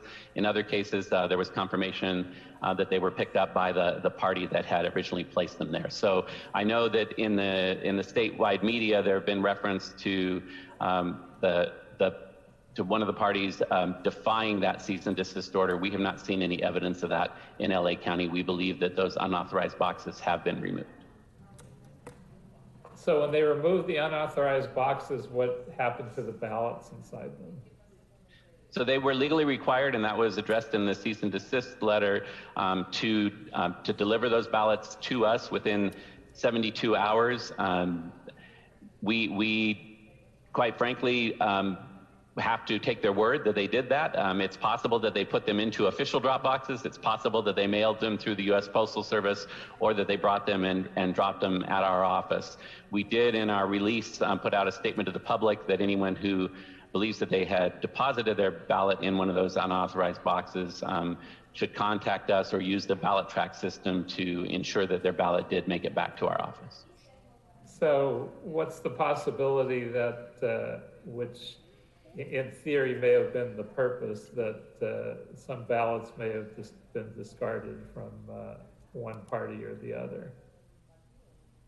Yeah, I think it's unlikely that occurred, although it's hard, again, we have to rely on the information that is available to us. It certainly anecdotally seems like the ballot collection effort in this case, in what I saw in LA County, was for parishioners of the church or of particular campaigns that were associated with that activity. So I think that they certainly did have a desire to turn those ballots in. But most importantly, I think, is for voters to follow up to ensure that their ballot did get back to us. Yes, and we should certainly encourage that. It's in the vicinity of one, very hotly contested election, and may have had the original purpose of trying to impact that election. What flaws were there in the VSAP system that contributed to the delays voters experienced in the primary, and how have we corrected for those? Sure, thank you for that. We did a full analysis after the March primary. I would say that the primary issues that were problematic in the primary were issues, some of them technological, many of them operational and capacity issues that we have tried to address through the expansion of vote by mail. The technology issues were addressed through a complete recertification of the equipment, both the e-poll books that they're used for check-in, which were really the primary source of the lag time at the vote centers, and then enhancements made to the ballot marking devices. So while the ballot marking devices, the issues in the primary were minimal, there were many upgrades made to that system, and it was taken back through state certification and certified by the Secretary of State with those enhancements. And I know some poll workers in the spring expressed the opinion that there wasn't adequate training or supervision. Have you looked at that issue and corrected for that as well? We have training of election workers is a critical element. In this election, recruitment and placement of election workers has been particularly challenging. We are continuing literally working round the clock and deploying every resource we can on training and reaching out to those election workers right now to be sure that we have trained workers at the vote sites. Great. Thank you very much. Thank you, Mr. Koretz. Mr. Price? Thank you, Madam President. Thank you for your efforts, Dean, as always. You and the team doing an extraordinary job in making sure that people have access in ways that we haven't before, so we appreciate it. My question is a follow-up to that, to Mr. Koretz. In terms of the volunteers, you mentioned 300 volunteers from the city, but how many others do you need? How are you recruiting those individuals? And how do they sign up if they're interested in volunteering? Yeah, thank you, council members. So it does take a total of close to 16,000 workers over the course of that 10-day voting period, and up to 800 voting locations. Similar to what the city has done with the 300 city employees as disaster service workers, the county adopted a resolution and is deploying over 7,000 county employees from all county departments to serve as disaster service workers at these locations as well. And then that's augmented by community workers and student workers. We have a robust, high school student worker program as well. So right now we have the number of bodies, and we are building a reservist pool. The focus right now is making sure that all of those who are assigned and going through the process have completed their training and are ready to show up for their assignment. Great. Thank you.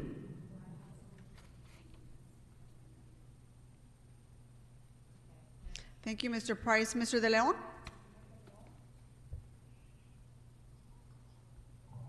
Thank you very much, Madam President. Dean, a couple things. One is in the March primary of this year, 2020, we saw a lot of confusion with regards to the vote centers, the super vote centers. Many folks, as we all know, have been accustomed to going to the churches, the schools, the fire stations. So this was going to be a completely new, different system that we're implementing policies coming up from the state capitol, creating these super centers. But at the same time, I think the question was the execution and education and informing a lot of the voters throughout the county of Los Angeles, in particular, monolingual speakers of various languages, those at the lowest economic strata. A lot of confusion. What has been done differently to inform communities in the different ways that we can vote now for this upcoming election? So the question is, what have we done differently? I'm going to say this I say this because there was a lot of controversy about this post-March primary. In fact, it seemed to be about to bubble up, greatly, and then COVID-19 hit. So all of a sudden, this fell off to the wayside with regards to that controversy, because I'll tell you, a lot of folks all of a sudden were going to churches, they were going to elementary schools, they were going to fire stations. They were like, where do I vote? Because they didn't realize so many polling stations were being collapsed. So I'd like to get your thoughts on that. And just, Madam President, just have one more question after that. Sure. Thank you, Council Member, and congratulations, Council Member. We, in this election, a couple of things that we've done. On the language issue, I wanted to address that first to say that we did a mailing to all registered voters in late July, early August, informing them of the vote by mail ballots, and also a second mailing informing all voters of the option to request their voting materials in one of the 18 languages that are available in LA County. So we did see a high return rate on that. That enabled us to ensure that when we mailed out the ballots that they were in the language of the voter's preference. That also means that when they received their sample ballots, or when they received this postcard that I mentioned that lists the vote centers, that will also come in their language of request that's on file for them. The postcard that the voters are receiving this week lists 4 locations closest to their residence, one that opens this weekend and the other 3 that open for the final 5-day voting period. We also have been running an extensive multilingual campaign through media, so radio, television, print, informing voters of those activities. And finally, the thing that I would say, one of the things that we definitely did after the March election was to look at how we allocated the vote centers to particular areas. And we looked at statistics on the very issues that you're talking about, where we have communities that have a lower propensity of voting by mail in the past, and where we know from academic studies that there may be a lower level of trust in vote by mail, and we increased the density of vote centers in those particular neighborhoods and communities, and we work with community-based organizations in that effort. No, I think that's really critical, because obviously the empirical evidence is there academically with regards to communities of color, those at the lowest economic strata, who perhaps have a different view of government at the various levels, and moreover the confusion. I will say this: I did see the postcards that were sent to the voters pre March 3rd primary 2020. Design-wise, it looked very confusing. It looked to me like it was a deal of some sort. It wasn't friendly, attractive. It wasn't designed in a way. It was designed very bureaucratic-wise, which I think can lead to confusion. So I just want to give a friendly suggestion with regards to how you design your mail pieces as they go to voters, so they don't get lost in the pile of other mail that, quite frankly, us receive, and half of it ends up in the trash.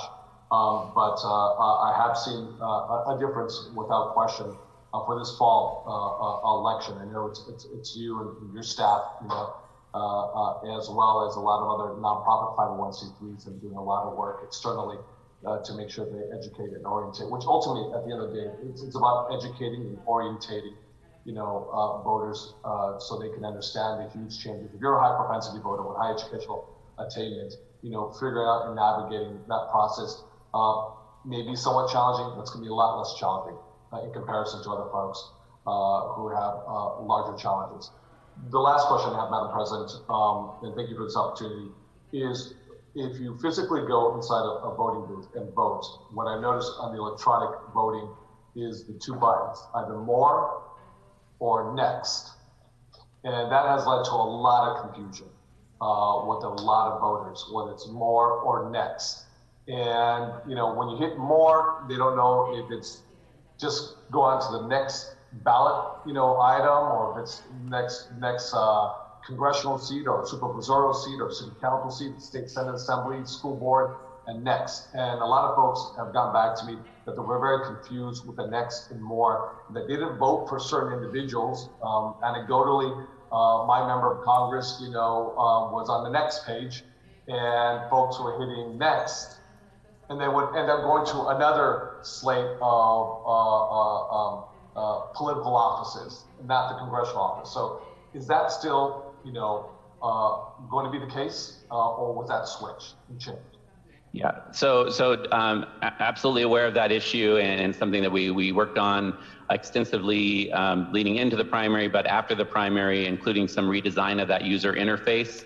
There's limitation on the size of the screen from accessibility for contests that have multiple candidates. What we did do on the user interface, and this was part of the recertification of the system through the Secretary of State's office, is that now there's actually a pop-up screen that tells you on that contest that there are more candidates beyond that screen, and it repeatedly tells you that on any contest that has additional contests or additional candidates. So there has been a change to that user interface.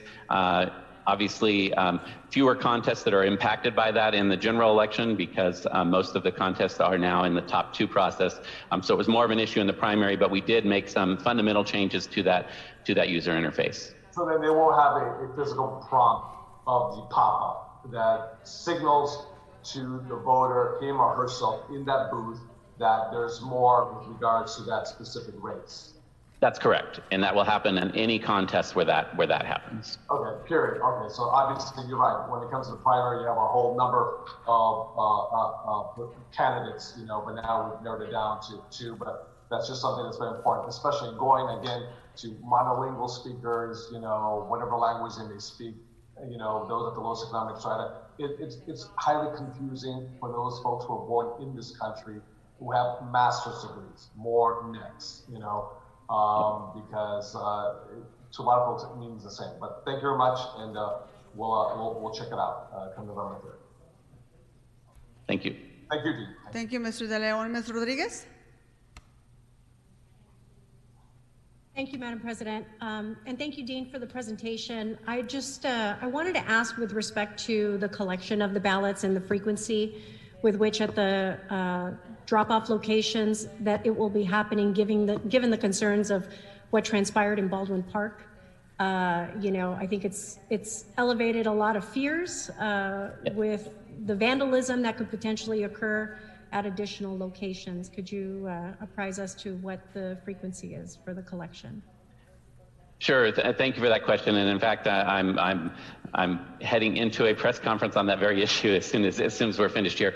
But yes, immediately, starting yesterday, we were checking the boxes every 48 hours. But the state standard and regulation is every 96 hours up until the week before the election, that it increases to every 48 hours. We started at the 48-hour level in LA County, but based on the situation that occurred in Baldwin Park and based on the volume that we're seeing through the drop boxes, we have moved to a daily pickup of ballots from the boxes, and that started today and will continue through Election Day. Terrific, thank you.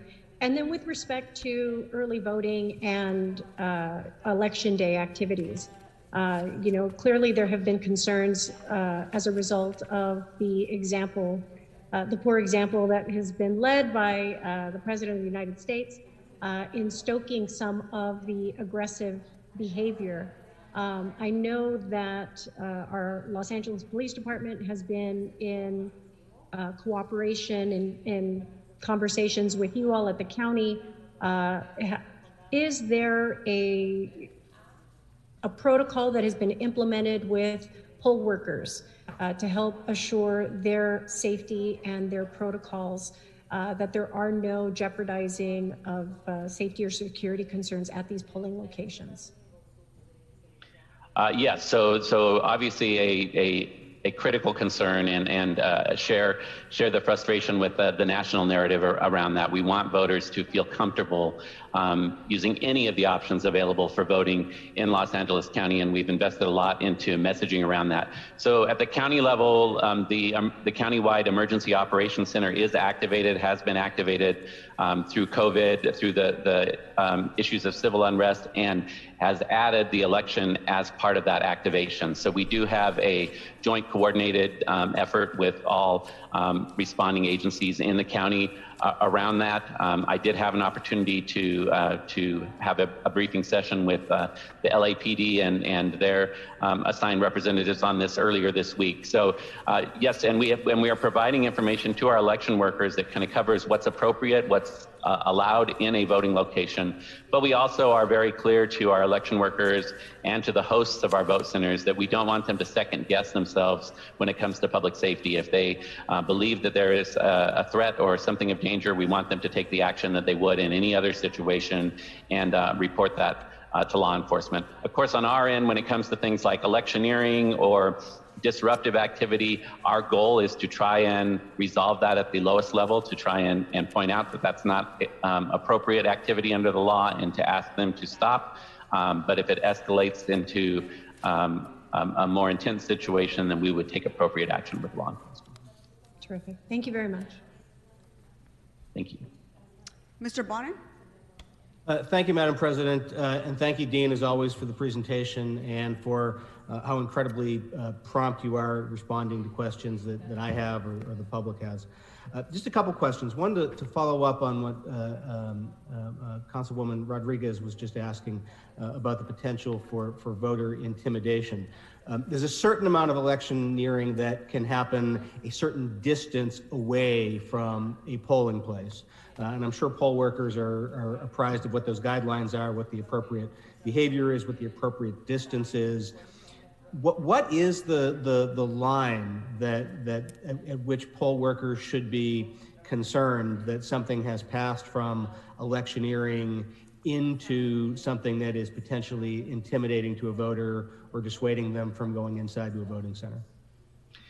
Yeah, great question, Council Member. So what the law says is that electioneering is prohibited within 100 feet of a voting location, and generally that is interpreted as the entrance to the voting location.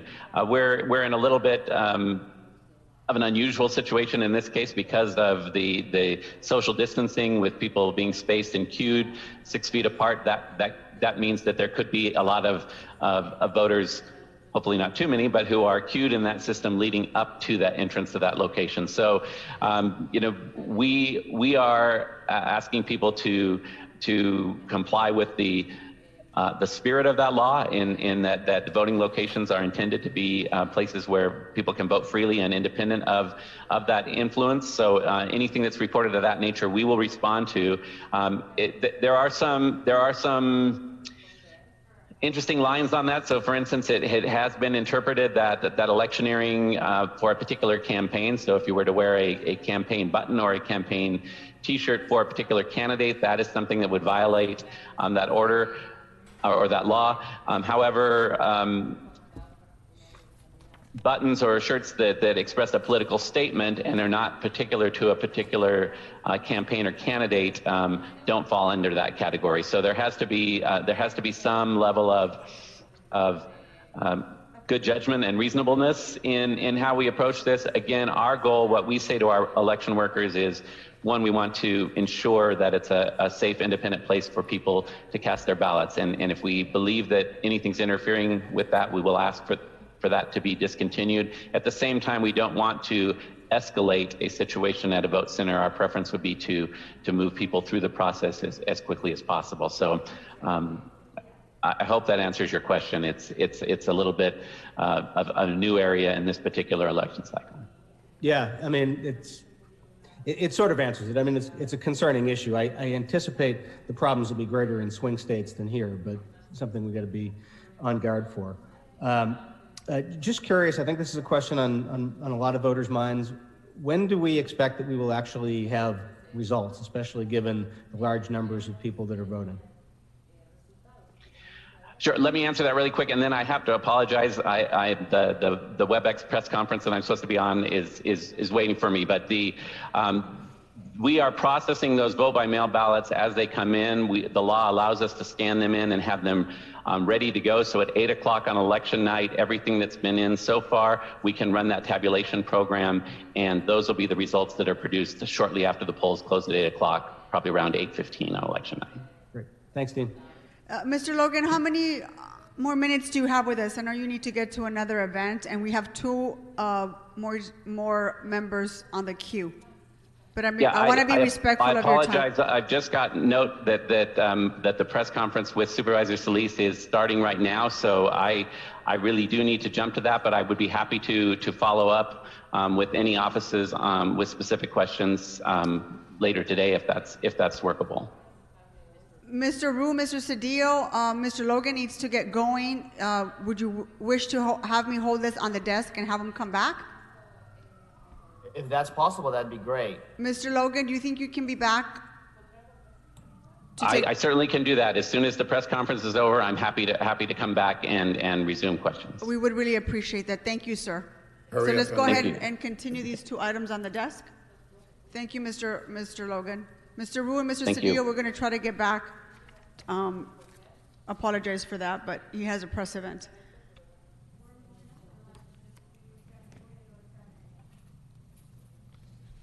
Okay, let's go ahead and move on to items 7 and 8, called special by Mr. Bonin. Thank you, Madam President. I can actually speak on both of them together if that's easier for you. Would you prefer that? Sure, let's go ahead and take 7 and 8 together. Great. Madam President. Yes, we're going to vote on them separately, Mr. Bonin, but you can speak together on 7 and 8. We'll just vote on them Madam separately. President. Yes, Mr. Krikorian? This is Paul Krikorian. I'll be recusing on 8. Yes, there's a recusal by Mr. Krikorian on item number 8. Thank you, Mr. Krikorian. Back to you, Mr. Bonin. Thank you, Madam President. Colleagues, the two motions before us today, 7 and 8, both deal with the incredible housing crisis, affordable housing crisis we have in Los Angeles, and both of them are small but important steps at addressing some of the systemic structural problems and phenomenons that lead to the crisis that we have. Item number 7 is a motion that asks staff and city attorney to report back with recommendations on a city ordinance requiring the disclosure of beneficial owners of LLCs purchasing residential real estate in Los Angeles. What the heck is that, and why is that important? During the last recession in Los Angeles, we had a foreclosure crisis, as we are all well aware of. And when that happened, a lot of properties were distressed, were underwater, and a lot of hardworking Angelenos, families lost their homes, and those homes were purchased by corporations. There was a big jump in LA and around the country, really, of corporate-owned housing, not just rental housing, but even the single-family residential market. There was this mass acquisition of foreclosed properties, which led to ultimately a destruction of rent control housing and the sort of eviction machine that we see at work right now. And with this current crisis, this economic catastrophe we're in, the risk of that happening again is even worse. Nationwide, over the past 20 years, the percentage of property owned by individuals has dropped from 92% to 74%. So about a quarter of the property is now owned by corporations, contributing to an upward redistribution of wealth. And it's something we should be concerned about here in Los Angeles. Just last week, the UCLA Luskin Institute authored a study and published it entitled Who Profits from Crisis? Housing Grabs in Times of Recovery. And it talked about this phenomenon having a huge impact. Well, it certainly has an impact in my district, a huge impact in South LA, in Koreatown and Westlake, in Hollywood and East Hollywood, and in the San Fernando Valley.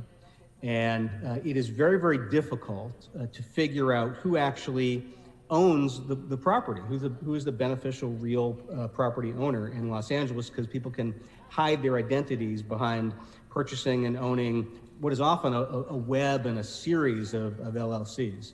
And as policymakers struggling with issues of blighted properties in our city, of foreclosed properties in our city, of a wave of evictions in our city, and the issue of vacant luxury apartments and what to do with them, as we discussed a few months ago, it is very difficult to come up with proper solutions absent transparency. So what this seeks to do is see if we can replicate what was done in New York, have city attorney report back on what has been done in New York State and New York City to see if we can require a level of disclosure about who benefits from the LLCs, so we can know who really owns the properties in Los Angeles, so we can come up with the appropriate solutions. And so it begins that exploration. And the second item, item number 8, is an attempt to deal with another issue of affordable housing in Los Angeles, which is a big loss of affordable rental housing as a result of rent control properties and other properties, frankly, being acquired, tenants being booted out, and then those properties being used as rentals for a period of over 30 days but under a year. Corporate rentals, often furnished, that are rented for less than a year, often for business travelers. Affordable housing activists in Los Angeles think that this has had a big impact here. The LA Times wrote a story about this about a year ago, highlighting a startup that partnered with a Hollywood landlord that turned an $1,800 a month rent control studio apartment into a $3,300 a month furnished extended stay corporate rental. And with a shortage of more than 500,000 affordable housing units, we need to do everything possible to keep every unit on the market. Since 2001, property owners have filed to remove more than 25,000 RSO units from the market. And under this phenomenon, where people are legally allowed to evict people, or they find shady ways to evict people, once they turn it over into the corporate rental, they've essentially gotten out of the rent control measure of the RSO, and they're finding a way of nullifying long-term RSO protections for residents. So this motion asks staff to come back with some data on how widespread this phenomenon is, and in anticipation of the fact that I assume it will show that, it asks staff to begin working on an interim control ordinance that would prohibit leases of less than 1 year in RSO properties. So thank you. Just wanted to explain these two motions. Thank you, Mr. Bond. And we're going to go ahead and take a separate vote on each of these items. So why don't we go ahead and vote on item number 7. Madam Clerk, please call the roll. Blumenfield. Blumenfield, aye. Bonin. Bonin, aye. Buscaino. Aye. Cedillo. Cedillo, aye. De Leon. Aye. Harris Dawson. Yes. Koretz. Aye. Krikorian. Aye. Lee. Aye. Martinez. Aye. O'Farrell. Aye. Price. Aye. Rodriguez. Aye. Rue. Yes. Wesson. Aye. 15 ayes. This matter is adopted. Okay, let's move on to item number 8. Mr. Krikorian has been asked to recuse himself from this item. Let's make sure he's off the board. Madam Clerk, please call the roll. Blumenfield. Blumenfield, aye. Bonin. Bonin, aye. Buscaino. Aye. Cedillo. Cedillo, aye. De Leon. Aye. Harris Dawson. Yes. Koretz. Aye. Krikorian recused. Lee. Aye. Martinez. Aye. O'Farrell. Aye. Price. Aye. Rodriguez. Aye. Rue. Aye. Wesson. Wesson, aye. 14 ayes. This matter is adopted. Okay, members, Mr. O'Farrell has called items 11, 14, 15, and 16 special for comments. Mr. O'Farrell, do you want to start with item number 11? Yes, Madam President. Thank you so much. Colleagues, this is about the St. Vincent Medical Center in my district. We need to ensure adequate mental health care while providing housing for people experiencing homelessness in our city. With over 41,000 Angelenos experiencing homelessness, a number from the 2020 count before the COVID-19 pandemic hit, our city's need for hospitals equipped to serve the most vulnerable was already woefully inadequate. Now the need is glaringly more obvious. In January of this year, St. Vincent Medical Center closed its doors, which led to the loss of over 1,000 jobs and critically needed medical facility that provided care to vulnerable residents, including elderly, low income, and people experiencing homelessness in need of medical care that weren't getting it anywhere else. Currently, Dr. Patrick Soon-Shiong's foundation owns the hospital. He's also the owner of the Los Angeles Times. The hospital sits vacant. We have a 366-bed facility with a nurse's station on every floor in my district at the center of a city that is seeing yearly double-digit increases in homelessness, including people in obvious need of acute care who are dying on our streets in growing numbers every day. We need the city, the county, and Dr. Patrick Soon-Shiong and his foundation to explore how we can partner to provide necessary medical and mental health services to the most vulnerable residents in LA at St. Vincent Medical Center. At our last Homelessness and Poverty Committee, we received many calls from the public in strong support of this initiative, and it passed unanimously. Colleagues, now is the time to exert pressure wherever we can, especially when an asset is sitting idle and the need is so great. Therefore, I ask for your aye vote so we can move forward expeditiously and with a great sense of urgency and exert the pressure exactly where it needs to be exerted. Thank you, Madam President. Thank you, Mr. O'Farrell. Let's prepare to vote on item number 11. Madam Clerk, please call the roll. Blumenfield. Blumenfield, aye. Bonin. Bonin, aye. Buscaino. Aye. Cedillo. Cedillo, aye. De Leon. Aye. Harris Dawson. Yes. Koretz.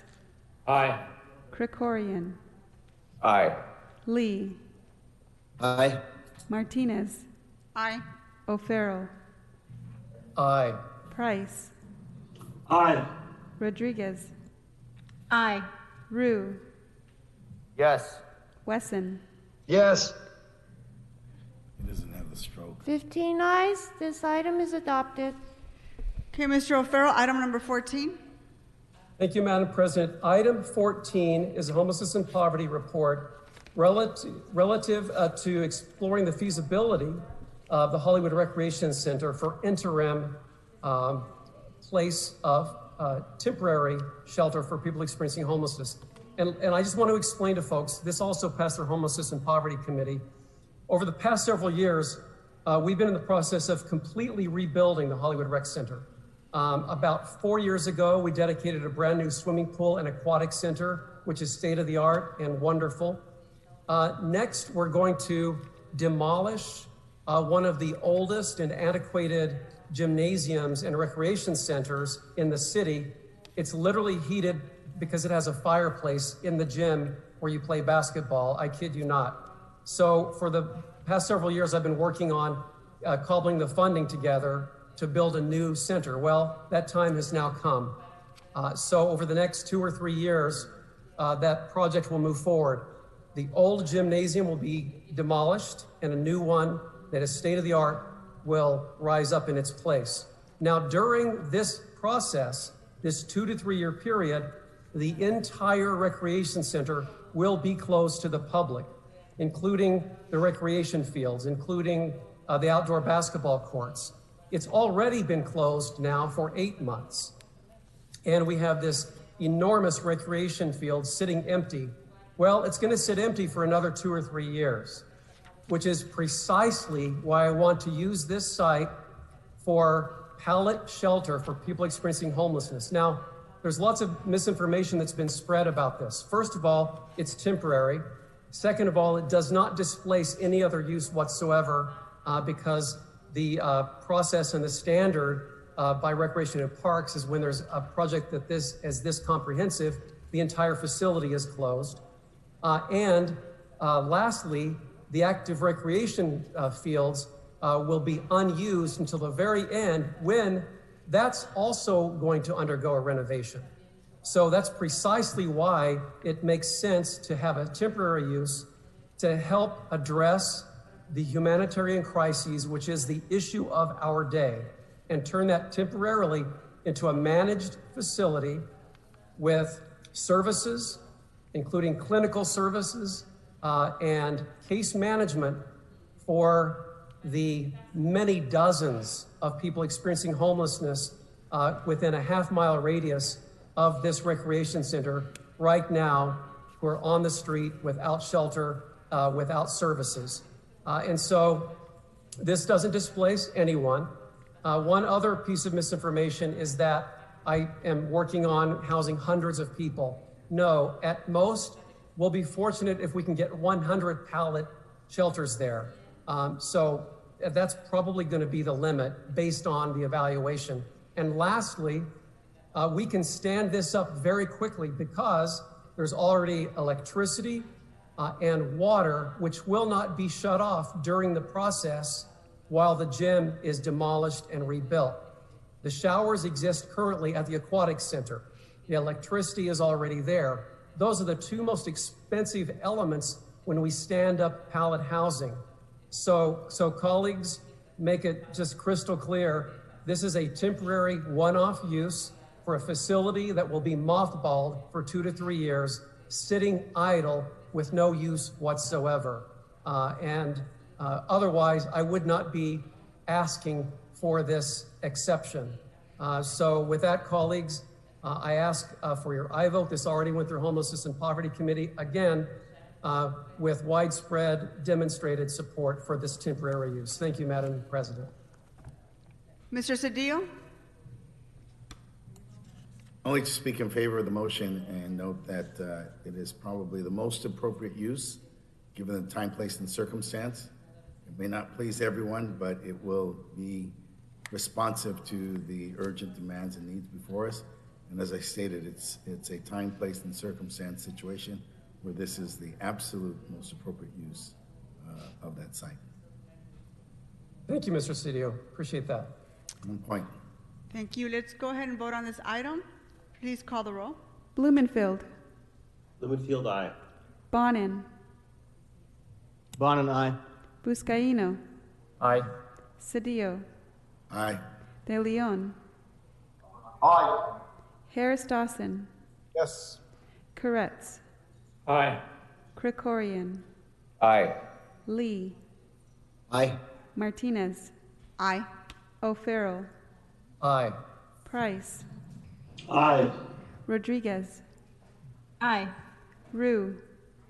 Yes. Wesson. Aye. Wesson, aye. 15 ayes. This matter is adopted. Thank you. Let's move on to the next item called special by Mr. O'Farrell, item 15. Thank you, Madam President, and colleagues, thank you for indulgence. I have a whole slew of them today. Madam President, I'd like to speak on 15 and 16 at the same time, if you will. It's part of the same initiative. Colleagues, this council has prioritized housing people experiencing homelessness in our city as never before. But we know that providing housing alone isn't enough. Combined with the tens of thousands of people who have mental health and or substance abuse issues, presents an enormous obstacle to keeping people on a path to wellness and keeping people permanently housed. In September, I put forward 2 motions with 7 of your signatures to assess all services provided by the 3 county departments of public health on behalf of the over 41,000 homeless residents within Los Angeles city limits. Currently, the health, mental health, and other supportive services for individuals experiencing homelessness provided by the county under contractual agreement since 1964 are beyond inadequate, especially as it relates to people experiencing homelessness in constant distress because of physical, mental health, and or substance abuse issues. Mental health and opioid addiction is increasing exponentially across this country, the state of California, and the city as evidenced in our growing encampments of people experiencing homelessness. The longer the system neglects to approach homelessness in Los Angeles more comprehensively, the more stigmatized and victimized people experiencing homelessness become. A robust intervention and healthcare system is desperately needed. This initiative will address these concerns, and we are also making Los Angeles a larger player in board and care retention and development, which is one of those not talked about enough critical pieces of the folks who are in the most acute need of services and a bed and a safe environment. Additionally, this initiative will set homelessness reduction goals with the main objective of making sure that all available resources generated locally from the state or from the federal government are dedicated to placing everyone experiencing homelessness in the city on a road to wellness and permanent housing. We need to take a closer, more purposeful look at all of the programs and services designed over the years to address our homelessness crises as it currently is. It's what Angelenos are rightfully demanding, and it's what we are paying for. The status quo is not working. The existing system is failing everyone, and we need to move with urgency to repair it or create an entirely new one. We can all give examples in our own districts. Steve Lopez, the LA Times, did a piece on Crystal in Silver Lake, who's since been hospitalized, who was crawling on her hands and knees, naked, and an ambulance came and took her away about a week ago. Otherwise, she was on a road to her end. My team, a couple of years ago, had to intervene and literally hold their ground until an ambulance came to pick up a woman who was suffering from sepsis, who was at a bus stop, and she was immobilized. We had her hospitalized. And eyewitness accounts and testimonials from LASA, the fire department, the police department will tell you that when they come across someone who is immobilized and in great decline and they feel could even be near death, county mental health simply does not respond. And so that's a real problem. I also want to thank you, Council President Martinez, for co-introducing these motions, including the board and care. And I know that that's another item that you're leading on, and that's item 21 on today's agenda, calling for the Housing Community Investment Department, HCID, and the City Administrative Officer to provide recommendations for retaining and preserving these board and care facilities in the city because they are closing. Every week, board and care facilities are closing in Los Angeles because they're so underfunded by the state and federal government. That's another problem, and we have to address that as well. And I know the county's working on something. There's a partnership opportunity right there. But we have to have these recommendations from the departments, and if we're going to secure these resources to preserve these facilities. So colleagues, I ask for your aye vote on both of these initiatives, and we must move forward on them with a great sense of urgency. It is now believed that between 3 and 4 individuals are dying on our sidewalks across the city every day. And this is just exemplifies the broken system that we are all existing in, and it does not have to be that way. That's what these initiatives try to address. Thank you. Thank you, colleagues. Thank you, Mr. O'Farrell. Mr. Buscaino? Thank you, Madam President, members, and Mr. O'Farrell, thank you so much for your comments. Let me be more direct. The state and federal government has failed us. The mental health needs to be reformed in this state. Clearly, we have to wait for someone to die on our street to take action. And there's two issues, 2 points that you clearly made, Mr. O'Farrell. One is legal, and the other one is a lack of funding. Did you know that 30 states in this country have an involuntary commitment law that seeks and allows for early intervention? We don't even have that here in our state. And this is why we're seeing a disaster among the homeless encampments at every corner of the city. Countless observations that we make. Folks screaming out of the top of their lungs at bus stops, naked folks wandering through our streets. And yet we cannot, they're not in the right mindset to say yes to solutions. You don't know in and around our bridge home sites, still yet today, folks continue to refuse help because they're not in the right mind frame.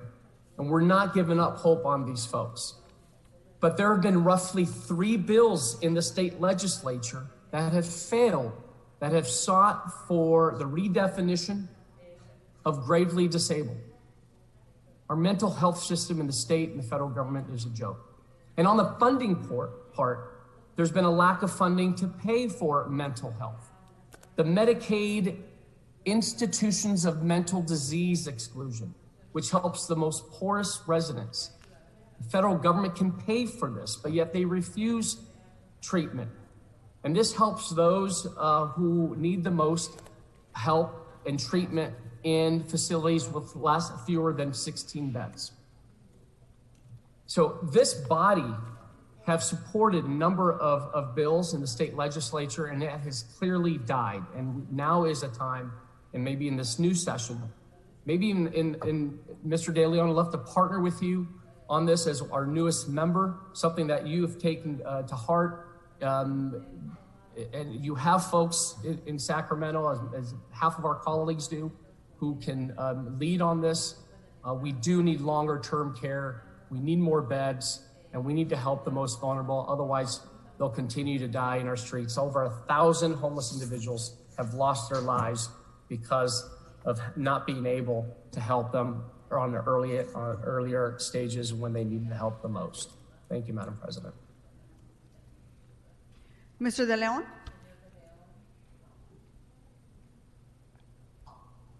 Thank you very much, Madam President, for facilitating this conversation. I want to add some comments with regards to Councilmember O'Farrell as well as Buscaino. I couldn't agree with him more. This is a humanitarian crisis unlike anything we've ever seen before.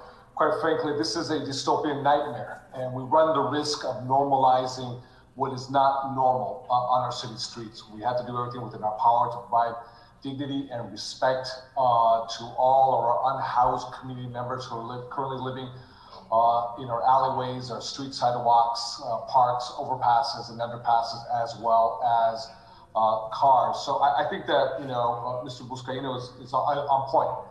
We need to leverage the relationships that we have, all of us collectively at the state, county, as well as federal level, because clearly this is all hands on deck. This is not something that city, local governments themselves can resolve. That means everyone has to be on board, from the federal government and being very specifically the legislative branch, our friends in Congress who represent us. We have the biggest delegation in the country here in LA County, state as a whole. Our friends up in the Capitol, both in the Senate as well as the Assembly and the executive branch. So there's a whole variety of issues that we have to attack this with and try to find those resources, given that we're in structural deficits. But I just want to add my comments to both Mr. O'Farrell and Mr. Buscaino. I'm sure a lot of folks collectively around the horseshoe feel the same or very similar. So we have a lot of work to do before us, and I'm really excited. This will be my first day, Madam President, to work with you as well as my colleagues. So I just wanted to add on to Mr. O'Farrell and Mr. Buscaino. Thank you, Mr. De Leon. Let's go ahead and prepare to vote on these 2 items. Let's go ahead and take them up together. Item 15 and 16. Let's go ahead and prepare to vote. Please call the roll. Blumenfield. Blumenfield, aye. Bonin. Bonin, aye.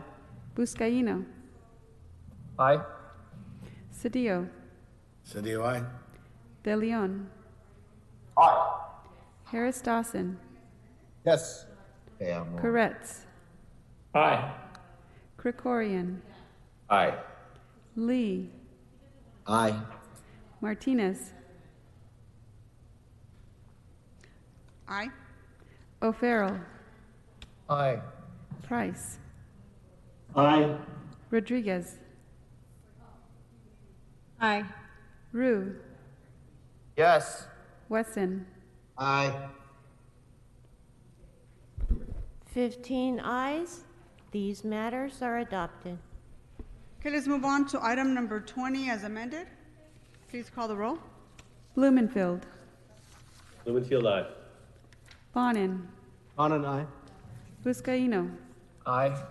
Cedillo, Aye. De Leon, Aye. Harris Dawson, Yes. Koretz, Yes. Krikorian, Aye. Lee, Aye. Martinez, Aye. O'Farrell, Aye. Price, Aye. Rodriguez, Aye. Rue, Yes. Wesson, Aye. 15 ayes. This matter is adopted as amended. Okay, let's move on to item 24, to adopt recommendation B. Let's go ahead and to call the roll. Blumenfield, Blumenfield, aye. Bonin, Bonin, aye. Buscaino, Aye. Cedillo, Cedillo, aye. De Leon, Aye. Harris Dawson, Yes. Koretz, Aye. Krikorian, Aye. Lee, Aye. Martinez, Aye. O'Farrell, Aye. Price, Aye. Rodriguez, Aye. Rue, Yes. Wesson, Aye. 15 ayes. This matter is adopted. Okay, thank you, Madam Clerk. We're going to go back to items 9 and 10. I believe Mr. Logan is back with us. So we're going to go to Mr. Rue, followed by Mr. Cedillo. Mr. Rue, do you want to ask your question? Yes, thank you, Madam Chair, and thank you, Dean, for coming back and continuing your session. Hopefully you had a great press conference. I had a question about, I think you alluded to it a little bit, about registration. Back in March, when people came, voters that we heard had concerns were part of the reason there were such long lines was because they had the poll workers had iPads, and the only way they could register folks was through the iPad. And sometimes the Wi-Fi went down, or there were problems with that. Is there going to be manual sheets like we did in the past, or as a backup?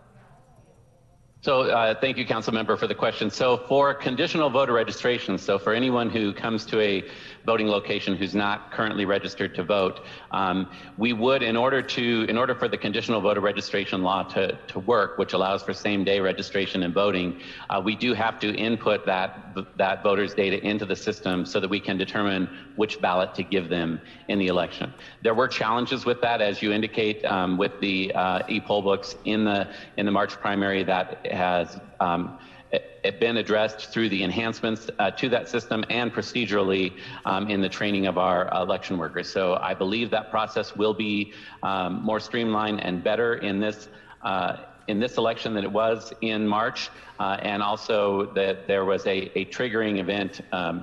Without getting into too much detail, there was an issue where some of those devices weren't powered on until late in the voting period, or even late on election day, and at that point they have to run through a synchronization to get up to speed with all of the voters who have voted and all of the vote by mail data that has been processed. So operationally, we now have a process where every device has to be turned on every morning, even before the vote center opens. We monitor that centrally to make sure that that synchronization process is happening. So we are watching closely for that, and do recognize the issue that took place in March. So when voters check in, when they actually manually vote, if they want to actually go to the poll and physically vote themselves, and they first check in, so is it only electronic, or is there actually paper rosters? No, it's electronic, using the electronic poll book, and the reason for that is that's what allows us to open those centers for any voter to come in and vote, because we have to, in a real-time manner update the fact that the voter has voted at a given location, so that if they were to attempt to go to another location, there would be a record that they've already voted. So will you have any extra or backup electronic poll books or iPads, whatever system you're using? We do have backup, and we also have resident on each of those devices is the full database. So if the connectivity is lost, there is still a record of the entire database of voters, and they are able to still process voters. And will you be providing as a standard or a mandate or a backup Wi-Fi hotspots, because some of these locations, the hotspots were or the internet connection was not working properly? Yeah, so we have that has been part of the vote center selection and assessment process is to do a load test for both cellular connectivity and where available a WAN connection. So that has been part of the selection of the locations for the selection. And is it possible to have some sort of indication where I don't know if this is going to be a problem, but there's going to be some people who are actually coming to vote, and there's going to be people who are just coming to drop off their ballots. Will you have some sort of line or signs that tell them, if you're just dropping off your ballot, you don't have to stand in line, you can just come straight in? Yes, and thank you for bringing that up, because I think that's important messaging, and the more all of us can get that message out to voters, the better. Is that if you're just walking in a voted vote by mail ballot, you do not need to stay in line. You do not need to go through the check-in process. You can go immediately. You do need to stop at the stop station for your PPE to get your hand sanitizer and all that, but then you can go directly to the ballot box and place your ballot into the ballot box. There are signs that we have developed that say that. We've trained our line monitors to frequently go through the line and inform voters of that as well. So again, the more we can get that message out, the better. And this, I know we were already speaking with you on this, and I know this is tricky where, you know, the problem in March was there were some vote centers that had lines 2-3 hours long, while other vote centers had no lines. And I know legally, I was told that poll workers can't tell voters.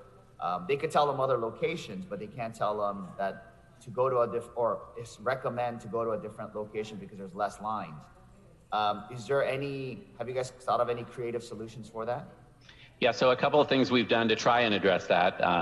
One, the most obvious one, is to mail everybody a ballot so that decreases the volume. The other is the quick check-in code that I had mentioned earlier. It, again, is a way that moves the line faster. And then we also, on our website, on the lookup tool, we will be monitoring wait times so that you can actually use the website, and it'll tell you you know, a red light, green light, or yellow light, what the wait time is at a particular location. To your point, we certainly can't ask and wouldn't ask people or force them to leave a location, but we can inform them of that, share that information on the website, and let them know of locations nearby that they may have a shorter wait period. And the other thing that we're doing with the quick check-in code is, even it should a line form and a wait time start to exist, even if voters don't have that quick check-in code on their postcard, we have our line monitors will have a QR code that any voter who has a personal device could scan that while they're in line and pull up their quick check-in code to, again, move things faster as they get through the line. So we are trying creative approaches on that and trying to get the word out to voters about using the lookup feature as a way to monitor the wait times. I think the other thing, it's not directly to your question, but I'll just mention that I think what's different in March, basically based on what we're seeing, is in March, it seemed like the voters waited late in the process to cast their votes. That's likely because it was a presidential primary and some of the candidates were even deciding whether to stay in the race literally up 2 days before the election. In this election, based on what we're seeing from the vote by mail and even anecdotally from the vote center here in our office, is that voters are showing up early. So I think, if anything, what I expect is that we may see a good number of voters when we first open the vote centers this Saturday, and hopefully that will spread out as we go through the 10-day voting period. Thank you. Thank you, Madam President, and thank you, Dean, for coming back. Thank you. Yeah, thank you, Mr. Wu. Mr. Cedillo? Dean, thank you for coming back. I know that a lot of stress was on you at that moment. My concerns are concerns that obviously I've had for 4 years. The president began his campaign for the presidency attacking very specifically Mexican immigrants. I represent a very large community of Mexican immigrants who are citizens of this country, who want to exercise their right to vote. I'm concerned that my observations of the polling places in the spring were that we had, for whatever reasons, created essentially voting deserts, that their polls were clustered in South LA at certain places, and then there were large distances for people to get there. And so this is a heavily transit-dependent community, and it's obviously Spanish-speaking, although they are all American citizens. I want to know, what are the things you're doing to ensure that there is sufficient voting locations, particularly in the southern part of my district and the southern part of the city? And what's the response in terms of the specific language challenges that these voters face? Thank you, council members. So as I indicated earlier, we did reevaluate our vote center allocation methodology after the primary for multiple reasons. One, based on what you have mentioned. Two, based on the fact that we were mailing ballots. And as I said earlier, we did an evaluation to see where were the locations in the county where there were a population of voters that had perhaps never voted by mail, so not wanting to rely too heavily on the vote by mail option if that's not something that voters were familiar with or comfortable with. So as a result of that, I can tell you that there was a concerted effort to put a higher number of distributed vote centers in South LA and East LA in those areas. So I'm happy to follow up with you on the specific locations in that area, and even in the next in 10 days, ways to be sure that the voters are aware of where those locations are. We also have targeted multilingual speakers to work at the election at the vote centers.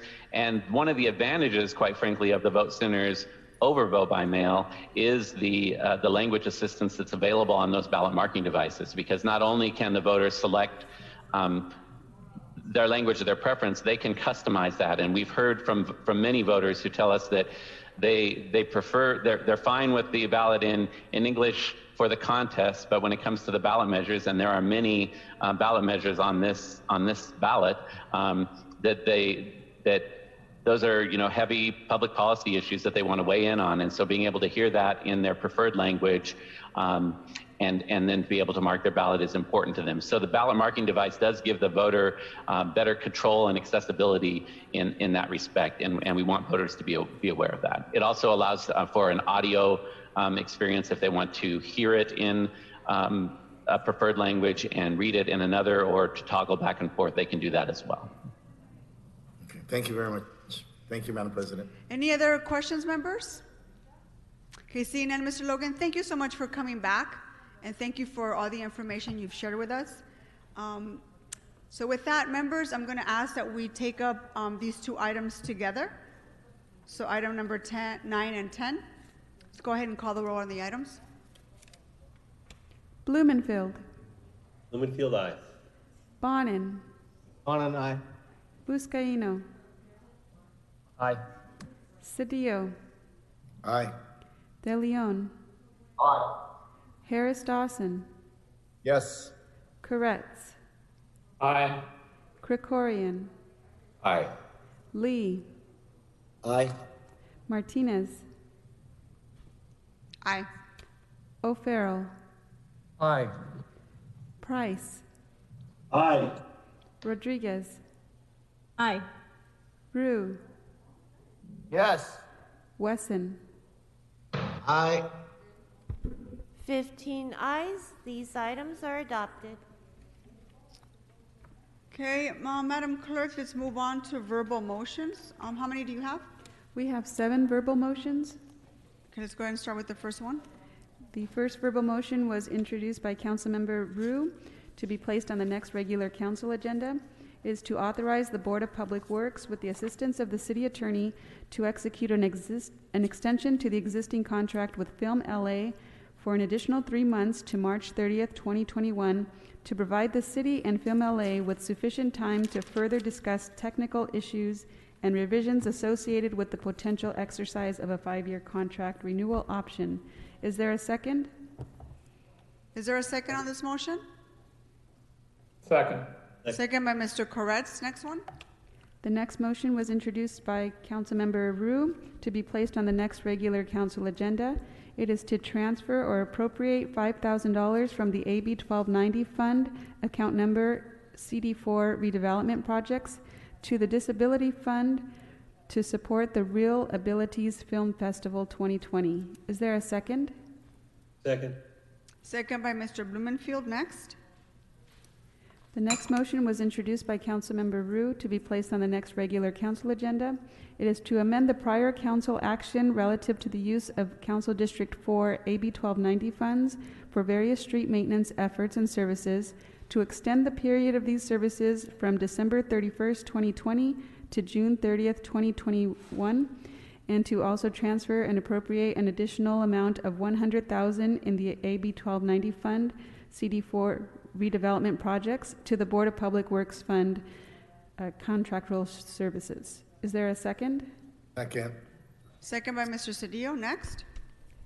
Next is the motion introduced by Councilmember Cedillo, referred to council relative to amending previous council action of September 8, 2020 to instruct the city administrative officer, with the assistance of the Department of General Services, Economic Workforce Development Department, the Bureau of Contract Administration, and the Chief Procurement Officer to report with information identifying all city contracting opportunities available over the last 2 years for women and minority-owned businesses. Is there a second to this motion? Second. Second. Second by Mr. O'Farrell. Next. Next is a motion introduced by Councilmember Cedillo, referred to council relative to authorizing the Housing and Community Investment Department to apply for Cal Home Program funds for the city's low-income purchase assistance program. Is there a second to this motion? Second. Second by Mr. Koretz. Next. Next is a motion introduced by Councilmember Cedillo, referred to council relative to a TEFRA bond hearing and issuance for an existing residential housing project at 141 West Avenue 34 in Council District 1. Is there a second to this motion? Second. Second by Mr. Blumenfield. Thank you, colleagues. Is there any other? Yes, Madam President, there is one last verbal motion, and this was a motion introduced by Councilmember Harris Dawson, referred to council relative to funding for the Isla de Los Angeles development located at 283 West Imperial Highway. This will provide 54 units of permanent supportive housing. Is there a second for this motion? Second. Second by Mr. O'Farrell. And that is all, Madam President. Okay, Mr. O'Farrell, do you have a verbal motion? Thank you, Madam President. Yes, I have a verbal resolution that will be co-introduced by yourself, Council Members Rodriguez and Bonin. Colleagues, Donald Trump's nomination of Amy Coney Barrett represents a threat to the Constitution and individual rights as it relates to a reluctance or an understanding to defend the constitutional and federal law related to elections and voter intimidation, contempt for gun safety laws, marriage equality, reproductive rights, health care, immigration, and legal opinions likely to harm our most vulnerable marginalized communities. Now, therefore, be it resolved with the concurrence of the mayor that by the adoption of this resolution, the City of Los Angeles hereby includes into its 2019-2020 federal legislative program opposition to the confirmation of Amy Coney Barrett to succeed Ruth Bader Ginsburg on the Supreme Court of the United States. And I understand that it will be seconded by Council Members Price and Koretz. Mr. Price, Mr. Koretz, can you confirm that? Yes. I confirm, I second. Thank you very much. Any others, Mr. O'Farrell? That's it. Thank you. Mr. Buscaino? Thank you, Madam President. Members, I do have one motion and two resos. The first motion is that I move that the City Council hold a TEFRA hearing at the City Council meeting to be held on Wednesday, October 28th, 2020, and adopt the attached TEFRA resolution to allow CSCDA to issue bonds in the amount not to exceed $35 million to provide financing for the acquisition, development, improvement, and equipping of the 104-unit multifamily housing project called the Washington Court Apartments, located at 1717 East 103rd Street in Watts in Council District 15. And if I can get a second to that, that would be Second. Second. Thank you. Hold on for just a second. Who was that? Mr. Lee? Sure. Okay, Mr. Lee, if it wasn't you, all of you spoke at once. So who's the Yes, second? it was me. Thank you very much. And the two following resolutions. First, Andrea Violet Mills is retiring after so many years with the City of Los Angeles. She's incredible, does a lot of work with our T3 committee.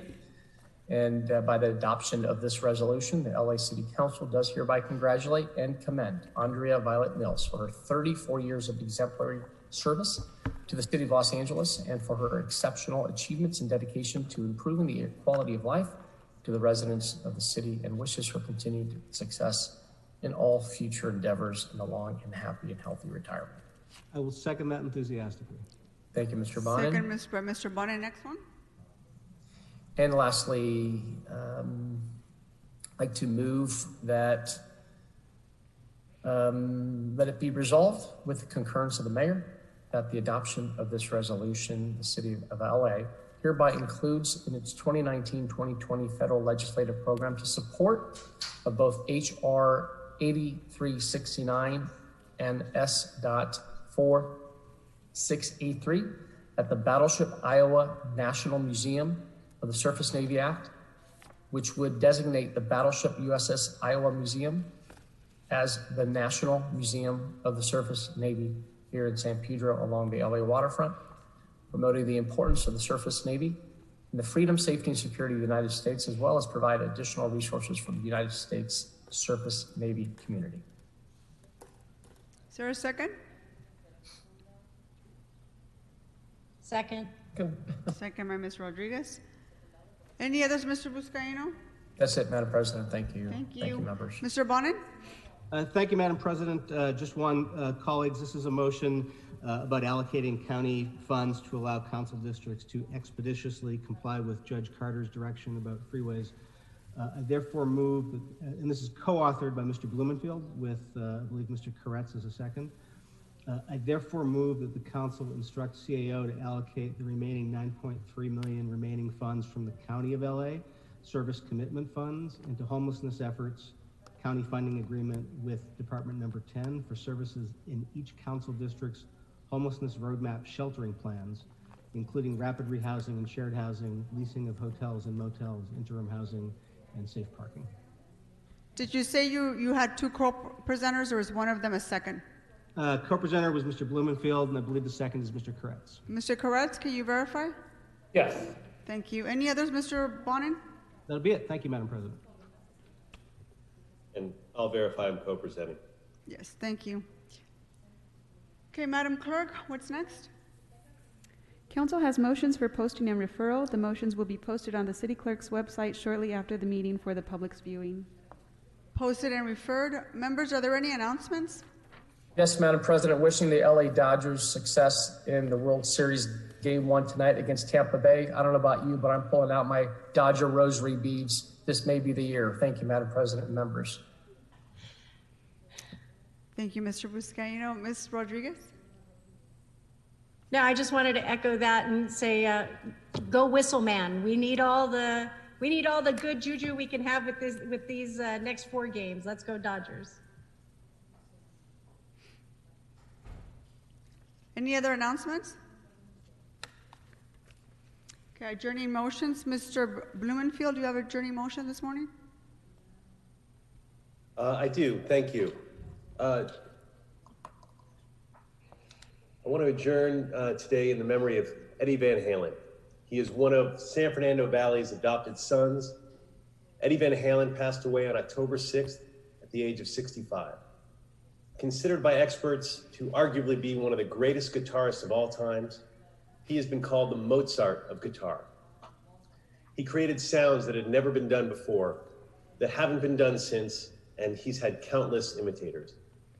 A self-taught prodigy, Van Halen reinvented the way a guitar could be played by using a tapping technique with both hands on the neck that changed how it sounded and impacted generations of kids to want to play the guitar ever since. He even changed how the guitar was made, often building his own instruments. Van Halen, he was born in the Netherlands, raised in Pasadena, but eventually lived right in the San Fernando Valley. And he built his famous 5150 studio just minutes from Ventura Boulevard, where his group Van Halen recorded several of their albums. He was the son of an Indonesian-born Eurasian mother, a Dutch clarinetist, saxophonist, and pianist father. And in 1962, the entire Van Halen family left Holland on a boat for America after receiving letters about the wonders of our Golden State. Theirs was the story of many immigrants. They had $15, a couple of suitcases, and their piano. But once they settled in Pasadena, Eddie's father had to work as a dishwasher at the Methodist Hospital in Arcadia, and his mother cleaned houses to help support them while both parents continued to inspire Eddie and his brother, Alex, to become musicians by getting them piano lessons. He eventually heard the Dave Clark Five, discovered rock and roll, and decided to become a drummer while his brother, Alex, played guitar. But once his brother picked up the sticks and played Wipeout by the Venturas on drums, they both realized they'd be better off trading instruments. And Alex has been quoted as saying, as soon as he heard Eddie play the guitar, he knew they needed to switch. Thank goodness they did, because the rest is history. And during their high school years in Pasadena, it was the time of busing, and that's how they met eventual lead singer David Lee Roth, who helped bring all of the ethnic backgrounds and races as the band played countless background parties and changed the name of their popular local band, Mammoth, to Van Halen. His style of tapping had brother Alex tell him in the early years to conceal that from the audience until they got a record deal so nobody would steal that technique. After that, as we know, lots of people tried to imitate it, but as another great guitarist, Steve Vai said, I could never play like him. I never tried. Only an idiot competes with Eddie Van Halen. Just quickly, his 78, they released their first album, Van Halen, which would sell 2 million copies before the year's end, and his solo, Eruption, had the music world in awe. It was later chosen as the greatest guitar solo of all time by the readers of Guitar World magazine. It's been said that Eddie Van Halen was never comfortable with the attention and fame that came with the music. He just wanted to make people happy. And it's nice, but you know, he used to say, when people talked about that, he'd say, it's nice, but I'm just a punk kid who plays guitar. Well, Guitar World magazine held a poll in 2012 of the 100 greatest of all time, and that punk kid rated #1. He was loved across all genres of music, as proved when Quincy Jones asked him to play the guitar solo on Michael Jackson's hit single, Beat It, in which Eddie did it without compensation because he said, hey, it was only 20 minutes of work. Van Halen went on to release a dozen albums, all going platinum, including 1984, which featured the #1 hit Jump and featured Eddie playing keyboards. After that, Sammy Hagar became the lead singer. In a very short list of their biggest hits, you could probably name a million of them: Running with the Devil, Unchained, Ain't Talking About Love, Best of Both Worlds, Dreams, Right Now. But beyond music, Van Halen was an incredibly generous man with his money and his time. And it was his drumming during his life that his wife, Valerie Bertinelli at the time, gave birth to their son, Wolfgang, who attended school right here in the San Fernando Valley. And eventually Wolfgang played bass in the band with his father, and they kept rolling out hits. One of the constants that we hear through all of this was Eddie Van Halen was just a regular guy with an amazing talent and skill who loved his son dearly and had a great smile and was kind to everyone he would see, everyone who would see him around the valley. Sadly, he battled cancer beginning almost 20 years ago when he had to have part of his tongue removed. The cancer came back later with a vengeance, spread to his throat, but he continued to make music and tour as it went into remission. But eventually, as we know, it spread and it took his life. He will be remembered for his infectious smile, his kindness, his once-in-a-lifetime innovative guitar playing, which will continue to influence aspiring musicians for generations to come. He is survived by his wife, Jane, his brother, Alex, his ex-wife, Valerie Bertinelli, and their son, Wolfgang, and many other families and legions of fans. He was one of the greats. May he rest in peace and power chords. Thank you, Mr. Blumenfield. Mr. Cedillo?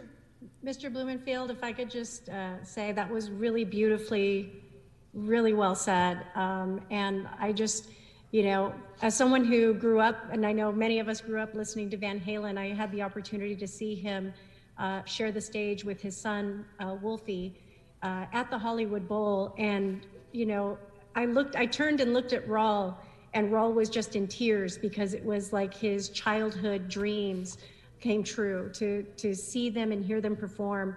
And he was just embodied the spirit of a true musical genius and legend. And we are forever indebted to his talent because it has created an enduring legacy amongst musicians that try to emulate his gift. But thank you for adjourning in his memory. You know, musicians in Los Angeles, like of his caliber, we are fortunate that we have so many, but he is definitely a legend that will be remembered forever. May he rest in peace. Mr. Cedillo? Madam Chair, Tomas Alejo Jr. just passed away on the 9th of October, 2020, after a loss of a 10-year battle with cancer. He was born March 16th, 1946 in South Texas, from a migrant family, which brought him here to the Central Valley, and his family settled in Watsonville. He graduated from Gilroy High in 1965, served our nation in the Vietnam War from 66 to 68, and then returned to San Jose State and became a teacher. He was a lifelong pastor at the Apostolic Church and led the Hope Ministries in the Salinas area. He is the father of a colleague of ours, Luis Alejo, a friend of ours who is known for having completed my lifelong work around the driver's license. He will be missed tremendously. He leaves a huge legacy. His wife, 5 children, grandchildren, all his family is accomplished in their own areas, and he will be missed by his family and all of us who know both Luis and the entire family. Thank you. Thank you, Mr. Cedillo. Any other adjourning motions, members? Okay, seeing none, our meeting is adjourned. Just a quick announcement, Energy is set to meet at 1 o'clock this afternoon. Thank you.